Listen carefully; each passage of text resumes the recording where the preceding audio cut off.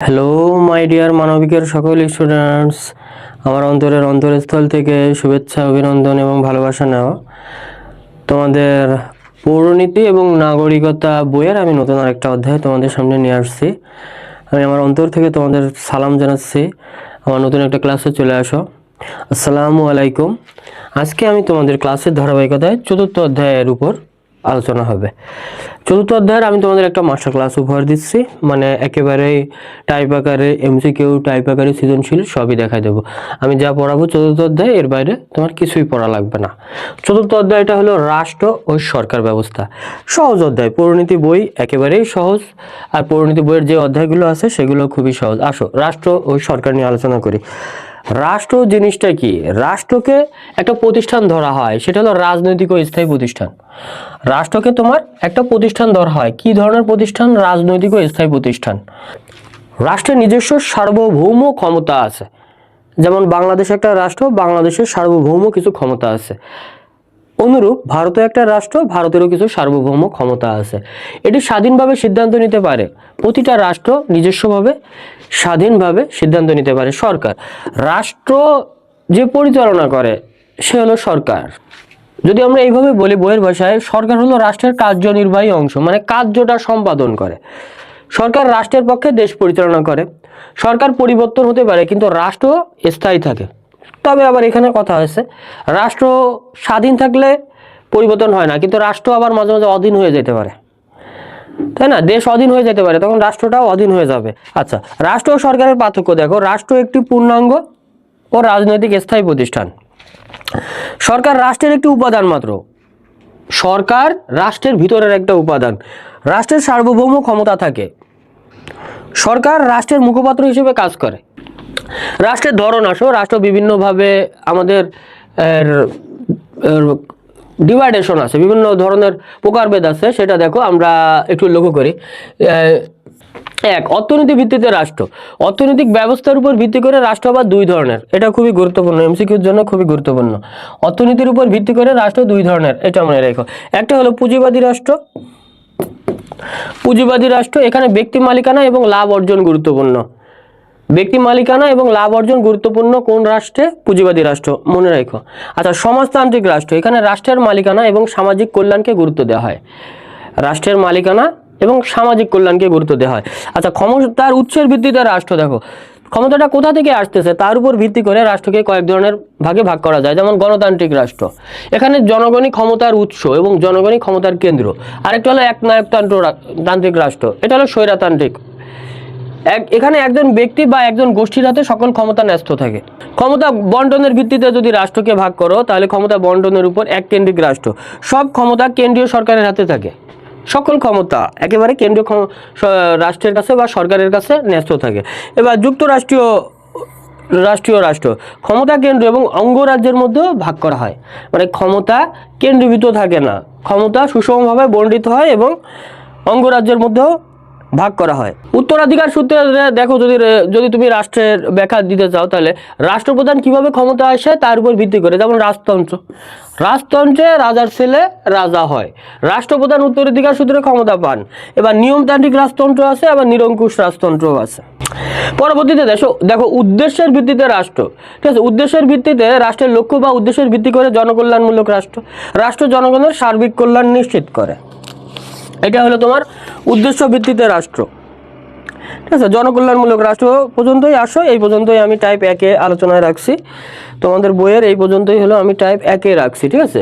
মানে টাইপ 1-এ তোমাদের রাখা হয়েছে হলো, আমি তোমাদের বলে দিচ্ছি, টাইপ 1-এ হলো এই যে মানে রাষ্ট্রের ধরন, এই যে ছকটা আছে না তোমাদের বইতে, এই ছকটা নিয়ে আমি আলোচনা করলাম। এই যে ছকটা, ঠিক আছে? দেখো এই পর্যন্ত টাইপ 1-এ রাখা হয়েছে, ছকটা নিয়ে আলোচনা করলাম আমি। পরবর্তীতে টাইপ 2-এ অর্থনীতির ভিত্তিতে রাষ্ট্র আলোচনা হবে, ঠিক আছে? পরবর্তী 2-এ অর্থনীতির ভিত্তিতে রাষ্ট্রের আলোচনা হবে।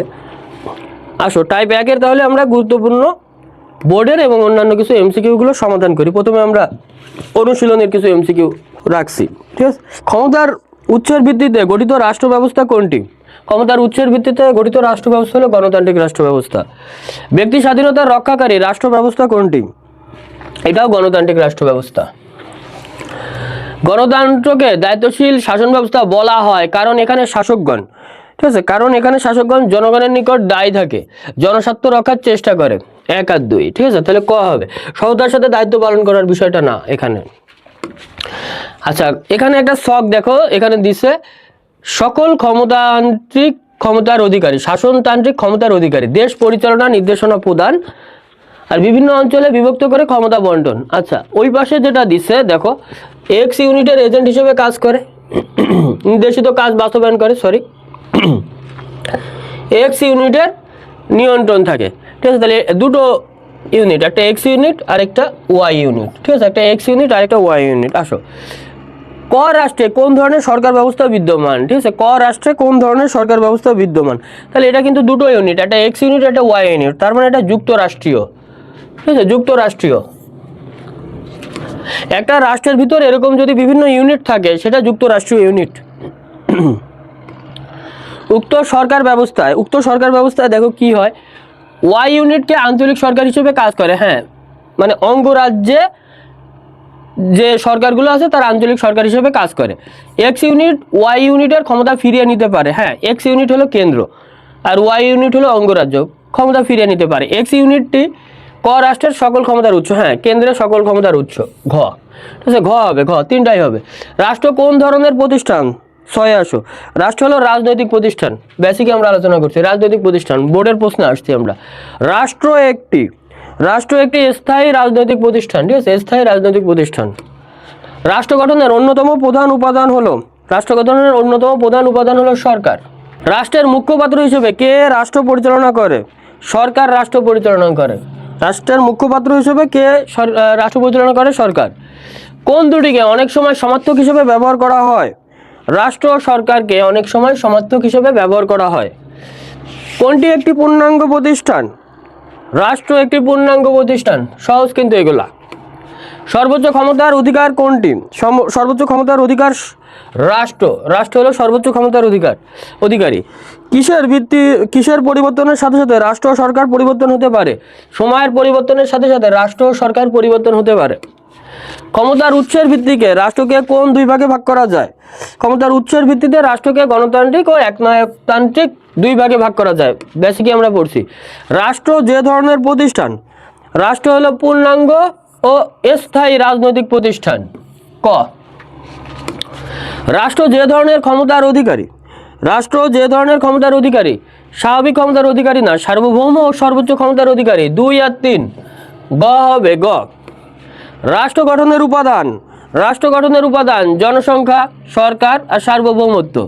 ঘ হবে, 1, 2, 3। সময়ের পরিবর্তনের সাথে সাথে পরিবর্তন হতে পারে, বরিশাল বোর্ড 20। সময়ের পরিবর্তনের সাথে সাথে পরিবর্তন হতে পারে রাষ্ট্রের স্বরূপ, সরকারের স্বরূপ, জনগণের স্বরূপ পরিবর্তন হয় না। সময়ের সাথে সাথে পরিবর্তন হতে পারে রাষ্ট্রের স্বরূপ এবং সরকারের স্বরূপ। ক হবে। টাইপ 1 এর আমাদের এমসিকিউ কমপ্লিট। আসো টাইপ 2 আলোচনা করি, তারপরে টাইপ 2 এর আমরা ধারাবাহিকতা এমসিকিউ এবং সৃজনশীলগুলো আলোচনা করব। আসো, অর্থনীতির ভিত্তিতে রাষ্ট্র। ঠিক আছে, অর্থনীতির ভিত্তিতে রাষ্ট্র, এইটা আমি টাইপ 2 এ রাখছি। যেমন এই যে পুঁজিবাদী রাষ্ট্র আছে, সমাজতান্ত্রিক রাষ্ট্র আছে, অল্প একটু অংশ নিছি। আর টাইপ 3 এ আমি ক্ষমতার উৎসের ভিত্তিতে রাষ্ট্র, এইখান থেকে আলোচনা শুরু করব। টাইপ 2 এ তাহলে আমি রাখছি যতটুকু পুঁজিবাদী রাষ্ট্র আর সমাজতান্ত্রিক রাষ্ট্র, এইটুকু নিয়ে আলোচনা করব, ছোট একটা অংশ। সম্পত্তি এবং অর্থনৈতিক ব্যবস্থার উপর নিয়ন্ত্রণ আছে কি নেই? সম্পত্তি বা অর্থনৈতিক ব্যবস্থার উপর নিয়ন্ত্রণ আছে কি নেই, এই ভিত্তিতে রাষ্ট্রকে দুই ভাগে ভাগ করা যায়, পুঁজিবাদী রাষ্ট্র, সমাজতান্ত্রিক রাষ্ট্র। গুরুত্বপূর্ণ জিনিস, পুঁজিবাদী রাষ্ট্র, সমাজতান্ত্রিক রাষ্ট্র। এবার আসো, পুঁজিবাদী রাষ্ট্র জিনিসটা কি? পুঁজিবাদী রাষ্ট্র ব্যবস্থায় সরকার সাধারণত বাজার অর্থনীতিতে সরাসরি হস্তক্ষেপ করে না। পুঁজিবাদী রাষ্ট্রে সরকার সাধারণত বাজার অর্থনীতিতে সরাসরি হস্তক্ষেপ করে না। অর্থনৈতিক সিদ্ধান্ত গ্রহণে সরকার নিয়ন্ত্রণ খুব কম থাকে, অর্থনৈতিক নিয়ন্ত্রণে সরকারের নিয়ন্ত্রণ খুব কম থাকে। এই রাষ্ট্র ব্যবস্থার যে বৈশিষ্ট্যগুলো হলো দেখো, উৎপাদনের সব উপকরণ যেমন ভূমি, শ্রম, মূলধন ও ব্যবস্থাপনা ব্যক্তি মালিকানাধীন। তারপরে সব ধরনের সম্পদ ব্যক্তির মালিকানায় থাকে। চাহিদা ও যোগানের ভিত্তিতে পণ্যের দাম নির্ধারিত হয়, সরকার এখানে হস্তক্ষেপ করে না। পুঁজির মালিকরা সর্বাধিক মুনাফা অর্জনের চেষ্টা করে। শ্রমিকদের কম মজুরি দিয়ে বেশি লাভ অর্জনের প্রবণতা দেখা দেয়। সম্পদের নিয়ন্ত্রণ মূলত পুঁজিবাদীদের হাতে থাকে। বৈশিষ্ট্যগুলো একটু মনে রাখো, আমাদের সৃজনশীল প্রশ্ন লিখতে কাজে লাগবে। শ্রমিকরা শুধু মজুরির বিনিময়ে কাজ করে। বর্তমান বিশ্বে অধিকাংশ রাষ্ট্রেই পুঁজিবাদী রাষ্ট্র ব্যবস্থা বিদ্যমান। এবার আসো সমাজতান্ত্রিক রাষ্ট্র ব্যবস্থা। সমাজতান্ত্রিক রাষ্ট্র ব্যবস্থার মূল উদ্দেশ্য হলো পুঁজিবাদীদের কারণে সমাজে সৃষ্টি হওয়া শ্রেণী বৈষম্য দূর করে সমতার ভিত্তিতে রাষ্ট্র গঠন করা। মানে ওইটা থেকে কিন্তু আলাদা, সম্পূর্ণই আলাদা সমাজতান্ত্রিক রাষ্ট্র ব্যবস্থা।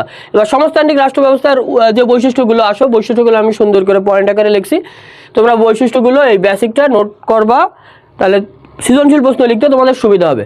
ব্যক্তি মালিকানার পরিবর্তে রাষ্ট্রীয় মালিকানা প্রতিষ্ঠা করা হয়। ব্যক্তিও মালিকানার পরিবর্তে রাষ্ট্রীয় মালিকানা প্রতিষ্ঠা করা হয়। কারখানা ও গুরুত্বপূর্ণ সম্পদ রাষ্ট্রের মালিকানায় থাকে। শ্রমিকদের শোষণ বন্ধ করা এবং ন্যায্য অধিকার নিশ্চিত করা। অর্থনৈতিক উৎপাদন সব সিদ্ধান্ত কেন্দ্রীয়ভাবে রাষ্ট্র গ্রহণ করে। সহজ জিনিস, কিন্তু সম্পদের সমান বা সুষম বন্টনের চেষ্টা করা। আর সরকার বিভিন্ন নাগরিকদের কল্যাণমূলক সেবা প্রদান করে। বৈশিষ্ট্যগুলো মনে রাখবা। এর কিছু সীমাবদ্ধতা আছে, সীমাবদ্ধতাগুলো লক্ষ্য করো।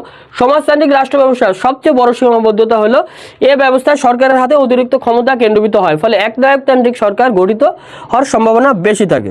তাহলে এখানে দুটো জিনিস ভালোভাবে মনে রাখো, ঠিক আছে? এই পয়েন্টগুলো, এই যে পয়েন্টগুলো আছে, ঠিক আছে, পয়েন্টগুলো ভালোভাবে মনে রাখবা, ঠিক আছে? এই পয়েন্টগুলো যদি তুমি ভালোভাবে মনে রাখতে পারো, তাহলে তুমি সৃজনশীল প্রশ্ন লিখতে তোমার খুবই সুবিধা হবে, ঠিক আছে? পয়েন্টগুলো ভালোভাবে মনে রাখবা। আসো টাইপ 2 এর আমরা এমসিকিউগুলো সমাধান করার চেষ্টা করি।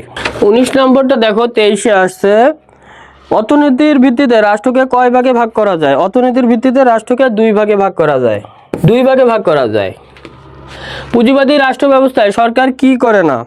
পুঁজিবাদী রাষ্ট্র ব্যবস্থায় অর্থনীতিতে কোনো নিয়ম নীতি প্রয়োগ করে না। বেসিকে একটু আগে দেখে আসলাম। পুঁজিবাদী রাষ্ট্র ব্যবস্থায় কিভাবে সকল পণ্যের দাম নির্ধারিত হয়? সকল পণ্যের দাম নির্ধারিত হয় কিভাবে? চাহিদা ও যোগানের ভিত্তিতে। পুঁজিবাদী রাষ্ট্র ব্যবস্থায় কিভাবে সকল পণ্যের দাম নির্ধারিত হয়? চাহিদা ও যোগানের ভিত্তিতে। 22-এ আসো, কোন রাষ্ট্র ব্যবস্থায় পুঁজির মালিকেরা সর্বাধিক মুনাফা লাভের চেষ্টায় সবচেয়ে কম খরচে উৎপাদন করে?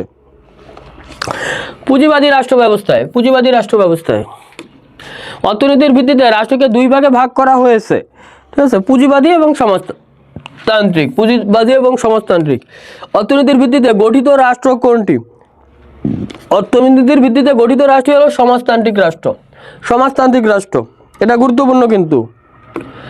কোনটি পুঁজিবাদী রাষ্ট্রের বিপরীত? কোনটি পুঁজিবাদী রাষ্ট্রের বিপরীত? সমাজতান্ত্রিক রাষ্ট্র পুঁজিবাদী রাষ্ট্রের বিপরীত। চট্টগ্রাম বোর্ড 22-এ আসছে। ব্যক্তিগত সম্পত্তির ধারণা থেকে কোনটির উদ্ভব হয়? ব্যক্তিগত সম্পত্তির ধারণা থেকে পুঁজিবাদ, ঠিক আছে, এটার উদ্ভব হয়। যেখানে সম্পত্তির উপর নাগরিকের ব্যক্তিগত মালিকানা স্বীকার করা হয় তাকে কি বলে? পুঁজিবাদী রাষ্ট্র বলে। তাকে পুঁজিবাদী রাষ্ট্র বলে। উৎপাদনের উপাদান সমূহ হচ্ছে, এইগুলো বেসিকে আমি মনে রাখো, এগুলো বেসিকে দাগায় রাখছি। ভূমি, শ্রম, মূলধন ও ব্যবস্থাপনা। ভূমি, শ্রম, মূলধন ও ব্যবস্থাপনা। আচ্ছা, পুঁজিবাদী সরকার ব্যবস্থায় অর্থনীতির মূল ভিত্তি কোনটি? পুঁজিবাদী সরকার ব্যবস্থায় অর্থনীতির মূল ভিত্তি, পুঁজিবাদী সরকার ব্যবস্থা অর্থনীতির মূল ভিত্তি হলো অবাধ প্রতিযোগিতা, ঠিক আছে? অবাধ প্রতিযোগিতা। বর্তমান বিশ্বের বেশিরভাগ রাষ্ট্র, দেখো এটা 20-এ আসছে, বেশিরভাগ রাষ্ট্র পুঁজিবাদী, ঠিক আছে? পুঁজিবাদী।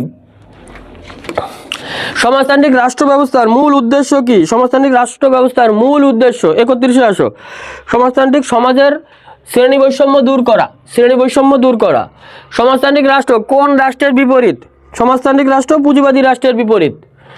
বরিশাল বোর্ড 20-এ আসছে। কোন ধরনের রাষ্ট্র ব্যবস্থায় ব্যক্তি মালিকানা স্বীকার করে না? কোন ধরনের রাষ্ট্র ব্যবস্থায় ব্যক্তি মালিকানাধীন স্বীকার করে না? সমাজতান্ত্রিক। সমাজতান্ত্রিক রাষ্ট্রের বৈশিষ্ট্য কোনটি? সমাজতান্ত্রিক রাষ্ট্রের বৈশিষ্ট্য উৎপাদন ব্যবস্থায় কেন্দ্রীয় নিয়ন্ত্রণ। সমাজতান্ত্রিক রাষ্ট্রের বৈশিষ্ট্য উৎপাদন ব্যবস্থায় কেন্দ্রীয় নিয়ন্ত্রণ। আচ্ছা, জিওনের দেশে নিজের বলে কিছু নেই, সেখানে আসবাবপত্র, রেডিও, টেলিভিশন উৎপাদন বন্টন রাষ্ট্রীয় নিয়ন্ত্রণে থাকে। জিওনের দেশে কোন ধরনের রাষ্ট্র ব্যবস্থা বিদ্যমান? 35-এ আসো, সমাজতান্ত্রিক রাষ্ট্র ব্যবস্থা বিদ্যমান। কোন রাষ্ট্রে উৎপাদনের উপকরণগুলো রাষ্ট্রীয় মালিকানায় থাকে? সমাজতান্ত্রিক রাষ্ট্রীয় ব্যবস্থায় রাষ্ট্রীয় মালিকানায় থাকে। সমাজতান্ত্রিক। সমাজতান্ত্রিক রাষ্ট্রের বৈশিষ্ট্য কোনটি? সমাজতান্ত্রিক রাষ্ট্রের বৈশিষ্ট্য হলো ব্যক্তি স্বাতন্ত্র্যের অনুপস্থিতি। ব্যক্তি স্বাতন্ত্র্যের অনুপস্থিতি। কোন শাসন ব্যবস্থায় ব্যক্তি স্বাতন্ত্র্যকে স্বীকার করা হয় না? সমাজতন্ত্রে। সমাজতন্ত্রে ব্যক্তি স্বাতন্ত্র্যকে স্বীকার করা হয় না। আচ্ছা, এটা কি রকম লিখছে? গণমাধ্যম রাষ্ট্রীয় নিয়ন্ত্রণ থাকে কোন শাসন ব্যবস্থায়? গণমাধ্যম রাষ্ট্রীয় নিয়ন্ত্রণে থাকে কোন শাসন ব্যবস্থায়? এইখানে উত্তরটা দিয়ে রাখছে, ঠিক আছে? এখানে ওইটা উত্তরটা দিইনি। এটা হলো সমাজতান্ত্রিক রাষ্ট্র ব্যবস্থায়, সমাজতান্ত্রিক রাষ্ট্র ব্যবস্থায় গণমাধ্যমে এগুলো উত্তরটা এখানে দেওয়া না দিয়ে ওরা ওইখানে দিতে, ঠিক আছে। যে সমাজতান্ত্রিক রাষ্ট্র ব্যবস্থায় কোন শাসন ব্যবস্থা বিরোধী দলের মত প্রচারের সুযোগ থাকে না? কোন শাসন ব্যবস্থায় বিরোধী দলের মত প্রকাশের সুযোগ থাকে না? সমাজতান্ত্রিক রাষ্ট্র ব্যবস্থায়। সমাজতান্ত্রিক রাষ্ট্র ব্যবস্থায় বিরোধী দলের সুযোগ থাকে না। কি চীন কোন ধরনের রাষ্ট্র? এটা তো বেসিকে পাইলাম না। সমাজতান্ত্রিক রাষ্ট্র, ঠিক আছে। চীন হলো সমাজতান্ত্রিক রাষ্ট্র।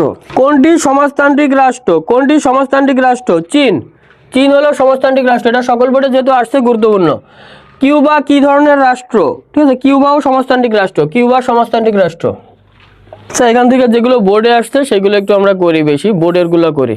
পুঁজিবাদী রাষ্ট্রে, ঢাকা বোর্ড 19-এ আসছে, দেখো পুঁজিবাদী রাষ্ট্রে কি হয়। দেখো পুঁজিবাদী রাষ্ট্রে ব্যক্তি নিজেই সম্পত্তির মালিক, ব্যক্তিগত সম্পদে রাষ্ট্রের হস্তক্ষেপ থাকে না, একটিমাত্র রাজনৈতিক দল থাকে, এরকম কোনো কথা নাই। ক হবে ক, ঢাকা বোর্ড 19-এ আসছে। আচ্ছা, পুঁজিবাদী রাষ্ট্রের বৈশিষ্ট্য বেশ কয়েকবার আসছে। পুঁজিবাদী রাষ্ট্রের বৈশিষ্ট্য এই যে ব্যক্তিগত মালিকানা স্বীকৃত, উৎপাদন ব্যবস্থায় অবাধ প্রতিযোগিতা, গণমাধ্যমে রাষ্ট্রীয় নিয়ন্ত্রণাধীন না, এরকম কোনো কথা না, ওটা স্বৈরশাসক। 52-তে আসো, পুঁজিবাদী রাষ্ট্রে দেখা যায়, পুঁজিবাদী রাষ্ট্রে দেখা যায় সম্পদের নিজস্ব মালিকানা, সরকার নিয়ন্ত্রিত উৎপাদন ব্যবস্থা না, অবাধ প্রতিযোগিতা। 1 আর 3, ঠিক আছে, 1 আর 3 খ হবে 1 আর 3। আচ্ছা, সমাজতান্ত্রিক ব্যবস্থায় রাষ্ট্র নিয়ন্ত্রণ করে, সমাজতান্ত্রিক রাষ্ট্র ব্যবস্থা নিয়ন্ত্রণ করে, উৎপাদন নিয়ন্ত্রণ করে, আর এই যে বন্টন ব্যবস্থা এটাও নিয়ন্ত্রণ করে। তাহলে 1 আর 2 হবে, 1 আর 2 ক হলো 1 আর 2। সমাজতান্ত্রিক ব্যবস্থা রয়েছে, 54-তে আসো, সমাজতান্ত্রিক ব্যবস্থা রয়েছে চীন আর কিউবায়। চীন আর কিউবায় কিন্তু রয়েছে, একটু আগে আমরা কিন্তু দেখলাম চীন আর কিউবায়, ঠিক আছে, চীন আর কিউবায় রয়েছে সমাজতান্ত্রিক রাষ্ট্র ব্যবস্থা, চীন আর কিউবা। চট্টগ্রাম বোর্ড 21-এ আসছে, দেখো সমাজতান্ত্রিক রাষ্ট্র হলো, সমাজতান্ত্রিক রাষ্ট্র হলো ব্যক্তি মালিকানা স্বীকার করে না, প্রতিযোগিতার মাধ্যমে উৎপাদন এবং সরবরাহ ব্যবস্থা পরিচালিত, গণমাধ্যমে রাষ্ট্রের নিয়ন্ত্রণ থাকে। 1 আর 3, ঠিক আছে, 1 আর 3 হবে খ, 1 আর 3। আচ্ছা, 56 নং পড়ে আমরা এই 56 নম্বরটা উত্তর দিতে পারবো। ক দেশের নাগরিকগণ সম্পত্তির মালিকানা এবং ভোগের ক্ষেত্রে স্বাধীন। তাহলে ক রাষ্ট্রে কোন ধরনের রাষ্ট্র ব্যবস্থা বিদ্যমান? ক রাষ্ট্রে পুঁজিবাদী রাষ্ট্র ব্যবস্থা বিদ্যমান, পুঁজিবাদী রাষ্ট্র ব্যবস্থা বিদ্যমান, পুঁজিবাদী। আচ্ছা, উদ্দীপকটা পড়ে আমরা 57, 58 উত্তর দিতে পারবো ইনশাল্লাহ। 57 আর 58, 57 আর 58 লক্ষ্য করো। মিস্টার ক এমন একটি দেশের নাগরিক যেখানে ব্যক্তি মালিকানায় মিল কারখানা পরিচালিত হয় এবং ভোগের ক্ষেত্রেও স্বাধীনতা থাকে। অন্যদিকে মিস্টার খ যে দেশের নাগরিক সে দেশে ব্যক্তি স্বাতন্ত্র্যকে স্বীকার করা হয় না এবং একটিমাত্র রাজনৈতিক দল থাকে। অনুচ্ছেদে বর্ণিত মিস্টার ক এর দেশটি কোন ধরনের রাষ্ট্র? সকল বোর্ডে আসছে এটা, ঠিক আছে, সকল বোর্ডে আসছে। এটা পুঁজিবাদী, ঠিক আছে, পুঁজিবাদী রাষ্ট্র, পুঁজিবাদী। আচ্ছা, অনুচ্ছেদে মিস্টার খ এর দেশে কোনটি গড়ে ওঠার সুযোগ থাকে না? খ এর দেশে পুঁজিবাদী রাষ্ট্রের রাজনৈতিক এই যে সচেতনতা, ঠিক আছে, রাজনৈতিক সচেতনতা গড়ে ওঠার সুযোগ থাকে না, রাজনৈতিক সচেতনতা গড়ে ওঠার সুযোগ থাকে না, রাজনৈতিক সচেতনতা গড়ে ওঠার সুযোগ থাকে না। 59 আর 60, আকবর যে দেশে বাস করে সে দেশে ব্যক্তি মালিকানায় সম্পদ, রাজনৈতিক দল, গণমাধ্যম সরকার কর্তৃক স্বীকৃত নয়। উদ্দীপকে বর্ণিত আকবরের দেশটি কোন ধরনের? ঠিক আছে, এটা সমাজতান্ত্রিক, এটা বোঝা যাচ্ছে কিন্তু সমাজতান্ত্রিক, ব্যক্তি মালিকানায় সম্পদ, রাজনৈতিক দল, গণমাধ্যম সরকার কর্তৃক স্বীকৃত নয়, সমাজতান্ত্রিক। উক্ত রাষ্ট্রের বৈশিষ্ট্য কি? উক্ত রাষ্ট্রের বৈশিষ্ট্য: সরকার সকল সম্পত্তির মালিক, টেলিভিশন পত্রপত্রিকা সরকার কর্তৃক নিয়ন্ত্রিত, সকলে ঐক্যবদ্ধ, সকলের সমালোচনা করে না, ওটার কোনো বিষয় এখানে নাই। ক এটা লক্ষ্য করো, সকল বোর্ডে আসছে, রাজশাহী বোর্ডেও আসছে। সরি, লিমার দেশে একটিমাত্র রাজনৈতিক দল আছে, সে দেশে কেউ ব্যক্তিগত মালিকানা ভোগ করতে পারছে না। লিমা কোন ধরনের রাষ্ট্রে বসবাস করে? লিমা সমাজতান্ত্রিক রাষ্ট্রে বসবাস করে, সমাজতান্ত্রিক। লিমার দেশের রাজনৈতিক ব্যবস্থা হচ্ছে, লিমার দেশের রাজনৈতিক বিরোধীদের মত প্রকাশের সুযোগ নেই, হ্যাঁ, অনিয়মিত নির্বাচন অনুষ্ঠিত হয়, এটার কোনো কথা নাই। উৎপাদন ব্যবস্থা রাষ্ট্র কর্তৃক নিয়ন্ত্রিত। 1 আর 3 হবে, ঠিক আছে, 1 আর 3, 1 আর 3 গ, 1 আর 3।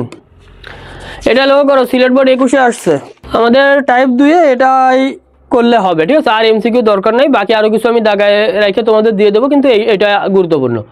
ক দেশের নাগরিক সোহেল তার কারখানায় পণ্য উৎপাদন করে বিদেশে রপ্তানি করেন, সে কারখানার শ্রমিকদের বেতন ভাতা ও অন্যান্য ব্যয় বহনের পরও অনেক টাকার মালিক হয়েছেন। অন্যদিকে জনাব কামরুল এমন একটি দেশে বসবাস করেন যেখানে ব্যক্তিগতভাবে ব্যবসা বাণিজ্য করার সুযোগ দেয়, রাষ্ট্রই তার যাবতীয় প্রয়োজন মেটায়। শৈলের রাষ্ট্র কোন ধরনের অর্থনৈতিক ব্যবস্থা বিদ্যমান? হ্যাঁ, পুঁজিবাদী। পুঁজিবাদী বোঝা যাচ্ছে কিন্তু এটা পুঁজিবাদী। কামরুলের বসবাস করা রাষ্ট্রের ক্ষেত্রে প্রযোজ্য। কামরুলের বসবাস করা রাষ্ট্রের ক্ষেত্রে প্রযোজ্য। আমেরিকার অর্থনীতি না, চীনের পুঁজিবাদীতে দুটো, এখানে চীন আর কিউবার অর্থনীতি, চীনের আর কিউবার অর্থনীতি। তাহলে খ হবে, ঠিক আছে, খ হবে। আসলে টাইপ 2 এ আমাদের আর দরকার নাই, ঠিক আছে। টাইপ 2 এ দেখি আমি সৃজনশীল প্রশ্ন রাখতে পারছি কিনা দেখি। টাইপ 2 1 আর 2 পড়েও বোর্ডের সৃজনশীল প্রশ্ন তৈরি করা যায় না। আসো আমরা টাইপ 3 এর বেসিক আলোচনা শুরু করি। টাইপ 3 এর বেসিক আলোচনাটা হচ্ছে, দেখো, ক্ষমতার উৎসের ভিত্তিতে রাষ্ট্র। ক্ষমতার উৎসের ভিত্তিতে রাষ্ট্রকে দেখো প্রধানত 2 ভাগে ভাগ করা যায়, ঠিক আছে। তাহলে এটা কিন্তু আমি একটু স্টার দিয়ে দিতে পারি, এটা গুরুত্বপূর্ণ প্রশ্ন, এমসিকিউ জন্য এটা ভালো আসে, এটা কমন প্রশ্ন। আচ্ছা, এই 2 প্রকারের ভিতরে এক প্রকার হলো গণতান্ত্রিক রাষ্ট্র, আর এক হলো একনায়কতান্ত্রিক রাষ্ট্র। মানে তোমাদের এগুলো তেমন ব্যাখ্যা দেওয়া লাগবে না। গণতান্ত্রিক রাষ্ট্র মানে জনগণের স্বতঃস্ফূর্ত অধিকার সমান থাকে, আর একনায়কতান্ত্রিক রাষ্ট্র অনেকটা স্বৈরতান্ত্রিক। রাষ্ট্র ক্ষমতা যে থাকে তার যা মন চায় ওরকমই অনেকটা করে। যেমন তোমার দক্ষিণ কোরিয়ার ওই যে কিম জং উন, ঠিক আছে, একনায়কতান্ত্রিক রাষ্ট্রের বৈশিষ্ট্য। তারপর হিটলারও একনায়কতন্ত্র রাষ্ট্র প্রতিষ্ঠা করতে চাইছিল। গণতান্ত্রিক রাষ্ট্রের তাহলে তুমি যদি একটু ব্যাখ্যা দিতে চাও, যে শাসন ব্যবস্থায় রাষ্ট্রের শাসন ক্ষমতা জনগণের হাতে ন্যস্ত থাকে তাকে গণতান্ত্রিক রাষ্ট্র বলে। এটি এমন একটি শাসন ব্যবস্থা যেখানে জনগণ শাসন কার্যে অংশগ্রহণ করে এবং জনগণের সম্মতির মাধ্যমে সরকার গঠিত হয়। গণতান্ত্রিক রাষ্ট্রের মূল বৈশিষ্ট্য আসো, জনগণের অংশগ্রহণে রাষ্ট্র পরিচালিত হয়। তারপর জনগণ দ্বারা সরকার গঠিত হয়, বৈশিষ্ট্যগুলো একটু মনে রাখবা। তারপর জনগণের কল্যাণের জন্য সরকার কাজ করে, জনগণের মত প্রকাশ এবং সরকারের সমালোচনার সুযোগ থাকে, নিয়মতান্ত্রিক পদ্ধতিতে এবং নির্বাচনের মাধ্যমে সরকার পরিবর্তিত হয়, একাধিক রাজনৈতিক দল থাকে, নাগরিক অধিকার এবং আইনের শাসন স্বীকৃত, সকল শ্রেণীর মানুষের স্বার্থ রক্ষার সুযোগ থাকে। বাংলাদেশ, ভারত, যুক্তরাষ্ট্র সহ অধিকাংশ দেশে গণতান্ত্রিক রাষ্ট্র ব্যবস্থা বিদ্যমান। এবার গণতান্ত্রিক রাষ্ট্র ব্যবস্থার যে গুণাবলী, গণতন্ত্রের বহু ইতিবাচক দিক রয়েছে। যেমন নিচে গণতান্ত্রিক রাষ্ট্র ব্যবস্থার উল্লেখযোগ্য গুণাবলী নিয়ে আলোচনা করা হলো। যেমন ব্যক্তি স্বাধীনতার রক্ষা কবচ, এই যে এখানে তোমাদের বইতেও 8টা গুণাবলী দেওয়া আছে কিন্তু, ঠিক আছে, 8টা গুণাবলী দেওয়া আছে। টাইপ 3টা কিন্তু একটু বড় হবে। তারপরে যে গণতান্ত্রিক ব্যবস্থার ত্রুটি, গণতন্ত্র সফল করার উপায়, গণতান্ত্রিক আচরণ, একতান্ত্রিক রাষ্ট্র ব্যবস্থা, ঠিক আছে। টাইপ 3-এ বেশ বড় আলোচনা আছে। তাহলে ব্যক্তি স্বাধীনতার রক্ষা কবচ 1 নম্বর পয়েন্ট। ব্যক্তি স্বাধীনতার রক্ষা কবচ মানে আমাদের ব্যক্তি স্বাধীনতা যদি রক্ষা করতে হয় এবং নিজস্ব মত যদি সঠিকভাবে প্রকাশ করতে হয় এবং সরকারের সমালোচনা করতে পারে গণতান্ত্রিক মত ব্যবস্থায়, নির্বাচনের মাধ্যমে সরকার পরিচালনায় অংশগ্রহণের সুযোগ থাকা এবং নাগরিকের অধিকার সংরক্ষিত থাকে। এবার দায়িত্বশীল শাসন, এ ব্যবস্থায় শাসকরা জনগণের প্রতিনিধি হিসেবে জনগণের কাছে দায়বদ্ধ থাকে। পরবর্তীতে নির্বাচনে জয়ী হওয়ার আশায় তারা জনকল্যাণমূলক কাজ করে, ফলে দায়িত্বশীল শাসন প্রতিষ্ঠিত হয়। সরকারের দক্ষতা বৃদ্ধি, গণতন্ত্রে সরকারের স্থায়িত্ব জনগণের আস্থার উপর নির্ভরশীল, তাই জনগণের আস্থা অর্জনের জন্য সরকার সততার সাথে দায়িত্ব পালন করে, যার ফলে সরকারের দক্ষতা বৃদ্ধি পায়। 3-এ আসো, দেখো, সাম্য ও সম অধিকার প্রতীক। তার মানে গণতন্ত্র সকলের সমান অধিকার নিশ্চিত করে, জাতি, ধর্ম, বর্ণ নির্বিশেষে সকলের সমান অধিকার ভোগ করার সুযোগটা পায় গণতান্ত্রিক রাষ্ট্রে। সকল নাগরিক সমানভাবে রাষ্ট্রীয় কাজে অংশগ্রহণের সুযোগ পায়। নাগরিকের মর্যাদা বৃদ্ধি, গণতান্ত্রিক রাষ্ট্রে নির্বাচনের মাধ্যমে নাগরিকের পরিচালনা অংশগ্রহণ করে, এতে তারা নিজেদের গুরুত্ব উপলব্ধি করে, দেশপ্রেম গড়ে ওঠে এবং ব্যক্তিত্বের বিকাশ ঘটে। যুক্তি ও সম্মতির উপর প্রতিষ্ঠিত, গণতন্ত্র জনগণের সম্মতির উপর প্রতিষ্ঠিত শাসন ব্যবস্থা। এখানে শক্তি প্রয়োগের পরিবর্তে যুক্তি ও জনগণের ইচ্ছাকে গুরুত্ব দেওয়া হয়। রাজনৈতিক শিক্ষা লাভ, নির্বাচনে অংশগ্রহণ এবং রাজনৈতিক আলোচনা, বিভিন্ন দলের বক্তব্য শোনার মাধ্যমে নাগরিকদের রাজনৈতিক সচেতনতা ও জ্ঞান বৃদ্ধি পায়। বিপ্লবের সম্ভাবনা কম থাকে। গণতন্ত্র একটি নমনীয় শাসন ব্যবস্থা, নিয়মতান্ত্রিক এবং শান্তিপূর্ণ উপায়ে সরকার পরিবর্তনের সুযোগ থাকায় এখানে বিপ্লবের সম্ভাবনা কম থাকে। তোমরা এখানে করবা কি, তোমাদের আমি একটা কথা বলি, এই কথাটা একটু মনে রাখো। তোমরা এই পয়েন্টগুলো মুখস্থ করবা, বেশি করে পয়েন্টগুলো মুখস্থ করবা, আর ভিতরের জিনিসগুলো নিজের মতো করে বানায় লিখতে পারবা সৃজনশীলে, কিন্তু পয়েন্টগুলো মুখস্থ করবা। এখানে 8টা পয়েন্ট দেওয়া রয়েছে, 8টা পয়েন্ট একটু কষ্ট করে মুখস্থ করবা, তাহলে ভিতরের জিনিসগুলো নিজের মতো করে লিখে সৃজনশীল উত্তর দিতে পারবা। এবার গণতান্ত্রিক রাষ্ট্র ব্যবস্থার ত্রুটি ক্ষেত্রে আসো। অনেক গুণ থাকা সত্ত্বেও গণতন্ত্রের কিছু সীমাবদ্ধতাও ত্রুটি রয়েছে। তার ভিতরে 1 নম্বর গুণ ও যোগ্যতার চেয়ে, দেখো 1 নম্বর যে কথাটা বলছে, গুণ এবং যোগ্যতার চেয়ে সংখ্যার উপর গুরুত্ব। তার মানে যদি যোগ্য নেতাকে ভোট না দিয়ে আমরা নির্বাচন করতে না পারি, তাহলে কিন্তু এখানে সংখ্যাধিক্যর একটা অবস্থা হবে। এখানে গণতন্ত্রের একটা কথা বলি, শোনো, আমাদের দেশে বা একটা দেশে যদি শতকরা 80 জন মদখোর হয়, আমি উদাহরণ দিচ্ছি, শতকরা 80 জন মদখোর হয়, তাহলে গণতান্ত্রিক ভোটাধিকারের মাধ্যমে ওই শতকরা যেহেতু 80 জন মদখোর, তাহলে তারা নির্বাচনও করবে একজন মদখোরকে। উদাহরণ দিলাম গণতন্ত্রের একটা ত্রুটি, মানে সংখ্যাটা প্রাধান্য পাবে। এখন 20% ভালো লোক, তারা তো আর একটা ভালো লোক বেছে নিতে পারবে না, কারণ গণতন্ত্রের সংখ্যার উপর প্রাধান্য দেওয়া হয়। এই কারণে বলছে গুণ বা যোগ্যতার চেয়ে সংখ্যার উপর গুরুত্বটা বেশি দেওয়া হয়। দলীয় শাসন ব্যবস্থা, গণতন্ত্রে যে দল নির্বাচনে সংখ্যাগরিষ্ঠ অর্জন করে সে দল সরকার গঠন করে, ফলে সরকারের শাসন কার্য পরিচালনা অনেক সময় দলীয় আদর্শ এবং শাসনকে প্রাধান্য দেওয়া হয়। এতে একটি দল অতিরিক্ত ক্ষমতাশীল হয়ে জনগণের স্বার্থ উপেক্ষা করার আশঙ্কা থাকে। আচ্ছা, গণতন্ত্র সফল করার উপায় এবং গণতান্ত্রিক আচরণ নিয়ে আলোচনা করি।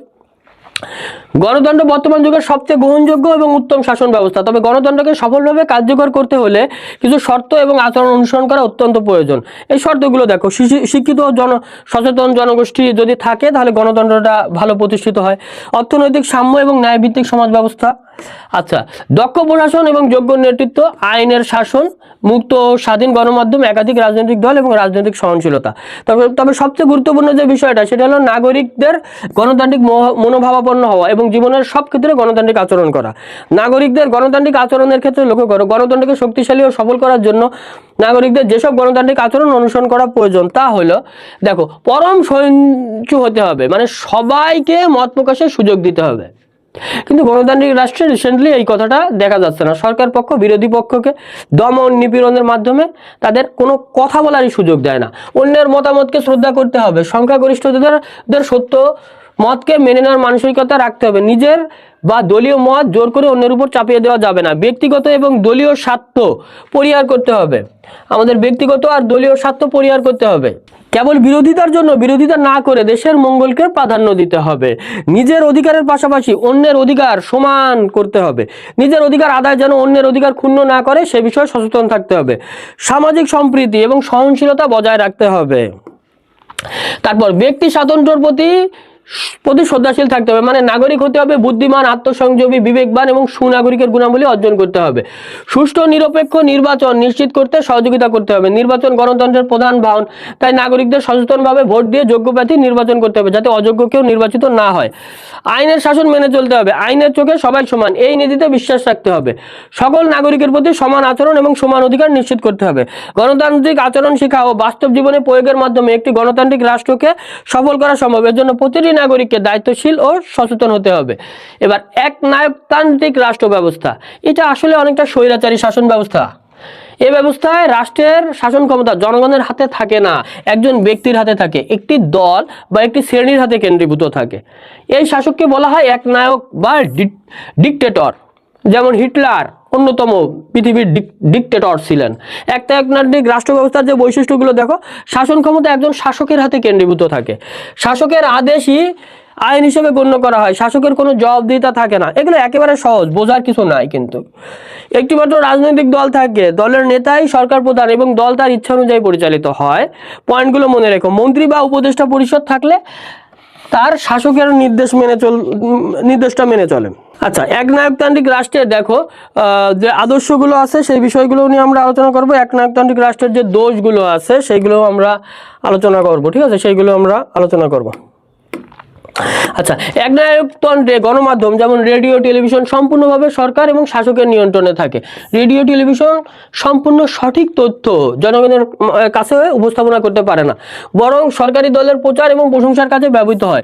এই ব্যবস্থায় আইন ও বিচার বিভাগ স্বাধীন নয়, শাসকের ইচ্ছা অনুযায়ী আইন প্রণয়ন ও বিচার কার্য পরিচালিত হয়। একনায়কতন্ত্রের আদর্শ হলো এক জাতি, এক দেশ, এক নেতা। এতে মনে করা হয় সব রাষ্ট্রের জন্য রাষ্ট্রের বাইরে বা রাষ্ট্রের বিরুদ্ধে কিছু করার নেই। একনায়কতান্ত্রিক রাষ্ট্রের যে দোষগুলো আছে সেগুলো একটু আমরা আলোচনা করি। একনায়কতন্ত্র একটি চরম স্বেচ্ছাচারী শাসন ব্যবস্থা। এর প্রধান দোষগুলো আমরা নিচে দেখো আলোচনা করতেছি, তোমরা পয়েন্টগুলো বেশিরভাগ মনে রাখবা, ঠিক আছে। পয়েন্টগুলো যদি মনে রাখতে পারো তাহলে তোমরা লিখতে পারবো। যেমন এই যে শাসন বিরোধী, স্বৈরাচারী শাসন, নেতৃত্ব রাজনৈতিক বিকাশের অন্তরায়, তারপরে যে শিল্পের সম্ভাবনা, বিশ্ব শান্তির বিরোধ, ঠিক আছে। এই পয়েন্টগুলো মনে রাখতে পারলে আমরা ভিতরে সৃজনশীল প্রশ্নগুলো লিখতে পারবো। আসো আমরা টাইপ 3-এর এমসিকিউ গুলো আলোচনা করা শুরু করি, ঠিক আছে? টাইপ 3 এর এমসিকিউ গুলো সলভ করে ফেলে আসো। দেখো এটা এসে ভরে গেছে, গণতান্ত্রিক রাষ্ট্রের ক্ষমতার মালিক কে? গণতান্ত্রিক রাষ্ট্রের ক্ষমতার মালিক জনগণ, ক্ষমতার মালিক জনগণ। গণতান্ত্রিক রাষ্ট্রের বৈশিষ্ট্য হিসেবে কোনটি যৌক্তিক? ঠিক আছে, জনগণ ক্ষমতার উৎস, জনগণ ক্ষমতার উৎস। যে শাসন ব্যবস্থা রাষ্ট্রের শাসন ক্ষমতা সকল সদস্য তথা জনগণের হাতে ন্যস্ত থাকে তাকে কি বলে? গণতান্ত্রিক রাষ্ট্র। আচ্ছা, গণতন্ত্র হলো জনগণের, গণতন্ত্র হলো জনগণের সরকার, গণতন্ত্র হলো জনগণের সরকার। কোন রাষ্ট্র ব্যবস্থায় নিয়মতান্ত্রিক সরকার পরিবর্তন হয়? কোন রাষ্ট্র ব্যবস্থায়? গণতান্ত্রিক রাষ্ট্র ব্যবস্থায় নিয়মতান্ত্রিক সরকার পরিবর্তিত হয়। আচ্ছা, কোন শাসন ব্যবস্থায় নির্দিষ্ট মেয়াদের পর জনগণের কাছে সরকার পরিবর্তনের সুযোগ আসে? গণতান্ত্রিক রাষ্ট্র ব্যবস্থায়। গণতান্ত্রিক রাষ্ট্র পরিবর্তিত হয়, গণতান্ত্রিক রাষ্ট্র পরিবর্তিত হয় নিয়মতান্ত্রিক পন্থায়, নিয়মতান্ত্রিক পন্থায়। কোনটি গণতান্ত্রিক শাসন পদ্ধতির অন্যতম শর্ত? কোনটি গণতান্ত্রিক শাসন পদ্ধতির অন্যতম শর্ত? সুষ্ঠু নির্বাচন ব্যবস্থা, সুষ্ঠু নির্বাচন ব্যবস্থা। কোন রাষ্ট্রে একাধিক রাজনৈতিক দল থাকে? কোন রাষ্ট্রে একাধিক রাজনৈতিক দল থাকে? গণতান্ত্রিক রাষ্ট্রে একাধিক রাজনৈতিক দল থাকে, গণতান্ত্রিক রাষ্ট্রে। বাংলাদেশে যে ধরনের রাষ্ট্র ব্যবস্থা বিদ্যমান? বাংলাদেশে গণতান্ত্রিক রাষ্ট্র ব্যবস্থা বিদ্যমান, গণতান্ত্রিক। গণতান্ত্রিক রাষ্ট্র ব্যবস্থা বিদ্যমান ৭৯-তে আসো। যুক্তরাষ্ট্রে, ঠিক আছে, যুক্তরাষ্ট্রে, যুক্তরাষ্ট্রে। কিউবা, চীন এগুলো তোমার সমাজতান্ত্রিক, সৌদি আরব রাজতন্ত্র। গণতান্ত্রিক রাষ্ট্র ব্যবস্থা বিদ্যমান, গণতান্ত্রিক রাষ্ট্র ব্যবস্থা বিদ্যমান যুক্তরাষ্ট্রে। আচ্ছা, গণতান্ত্রিক রাষ্ট্র ব্যবস্থার গুণ কোনটি? গণতান্ত্রিক রাষ্ট্র ব্যবস্থার গুণ হলো ব্যক্তি স্বাধীনতার রক্ষা কবচ। ব্যক্তি স্বাধীনতার রক্ষাকারী রাষ্ট্র ব্যবস্থা কোনটি? ব্যক্তি স্বাধীনতার রক্ষাকারী রাষ্ট্র ব্যবস্থা হলো গণতান্ত্রিক। গণতান্ত্রিক রাষ্ট্র ব্যবস্থার গুণ কোনটি? গণতান্ত্রিক রাষ্ট্র ব্যবস্থার গুণ হলো ব্যক্তি স্বাধীনতার রক্ষা কবচ। নাগরিকের মর্যাদা বৃদ্ধিকারী রাষ্ট্র ব্যবস্থা কোনটি? নাগরিকদের মর্যাদা বৃদ্ধিকারী রাষ্ট্র ব্যবস্থা কোনটি? নাগরিকদের এটা গণতান্ত্রিক হবে, ঠিক আছে? এখানে সবগুলো একটা উত্তর হবে না, এখানে গণতান্ত্রিক হবে, এটা হবে উত্তর। সঠিক উত্তর হবে গণতান্ত্রিক, এখানে একটাও হবে না, ভুল আছে। রাষ্ট্রের শাসন কার্যে অংশগ্রহণের সুযোগ থাকায় জনগণ রাজনৈতিক বিষয় নিয়ে চিন্তা করার সুযোগ পায় কোন সরকার ব্যবস্থায়? গণতান্ত্রিক সরকার ব্যবস্থায়। কোন ধরনের রাষ্ট্র ব্যবস্থায় বিপ্লবের সম্ভাবনা কম থাকে? গণতান্ত্রিক রাষ্ট্র ব্যবস্থায়। কিভাবে গণতান্ত্রিক রাষ্ট্রে সরকার পরিবর্তিত হয়? নিয়মতান্ত্রিক পন্থায়, নির্বাচনের মাধ্যমে। কোন শাসন ব্যবস্থায় মাথা গণনা করা হয়, মেধার বিচার করা হয় না? গণতান্ত্রিক শাসন ব্যবস্থায়।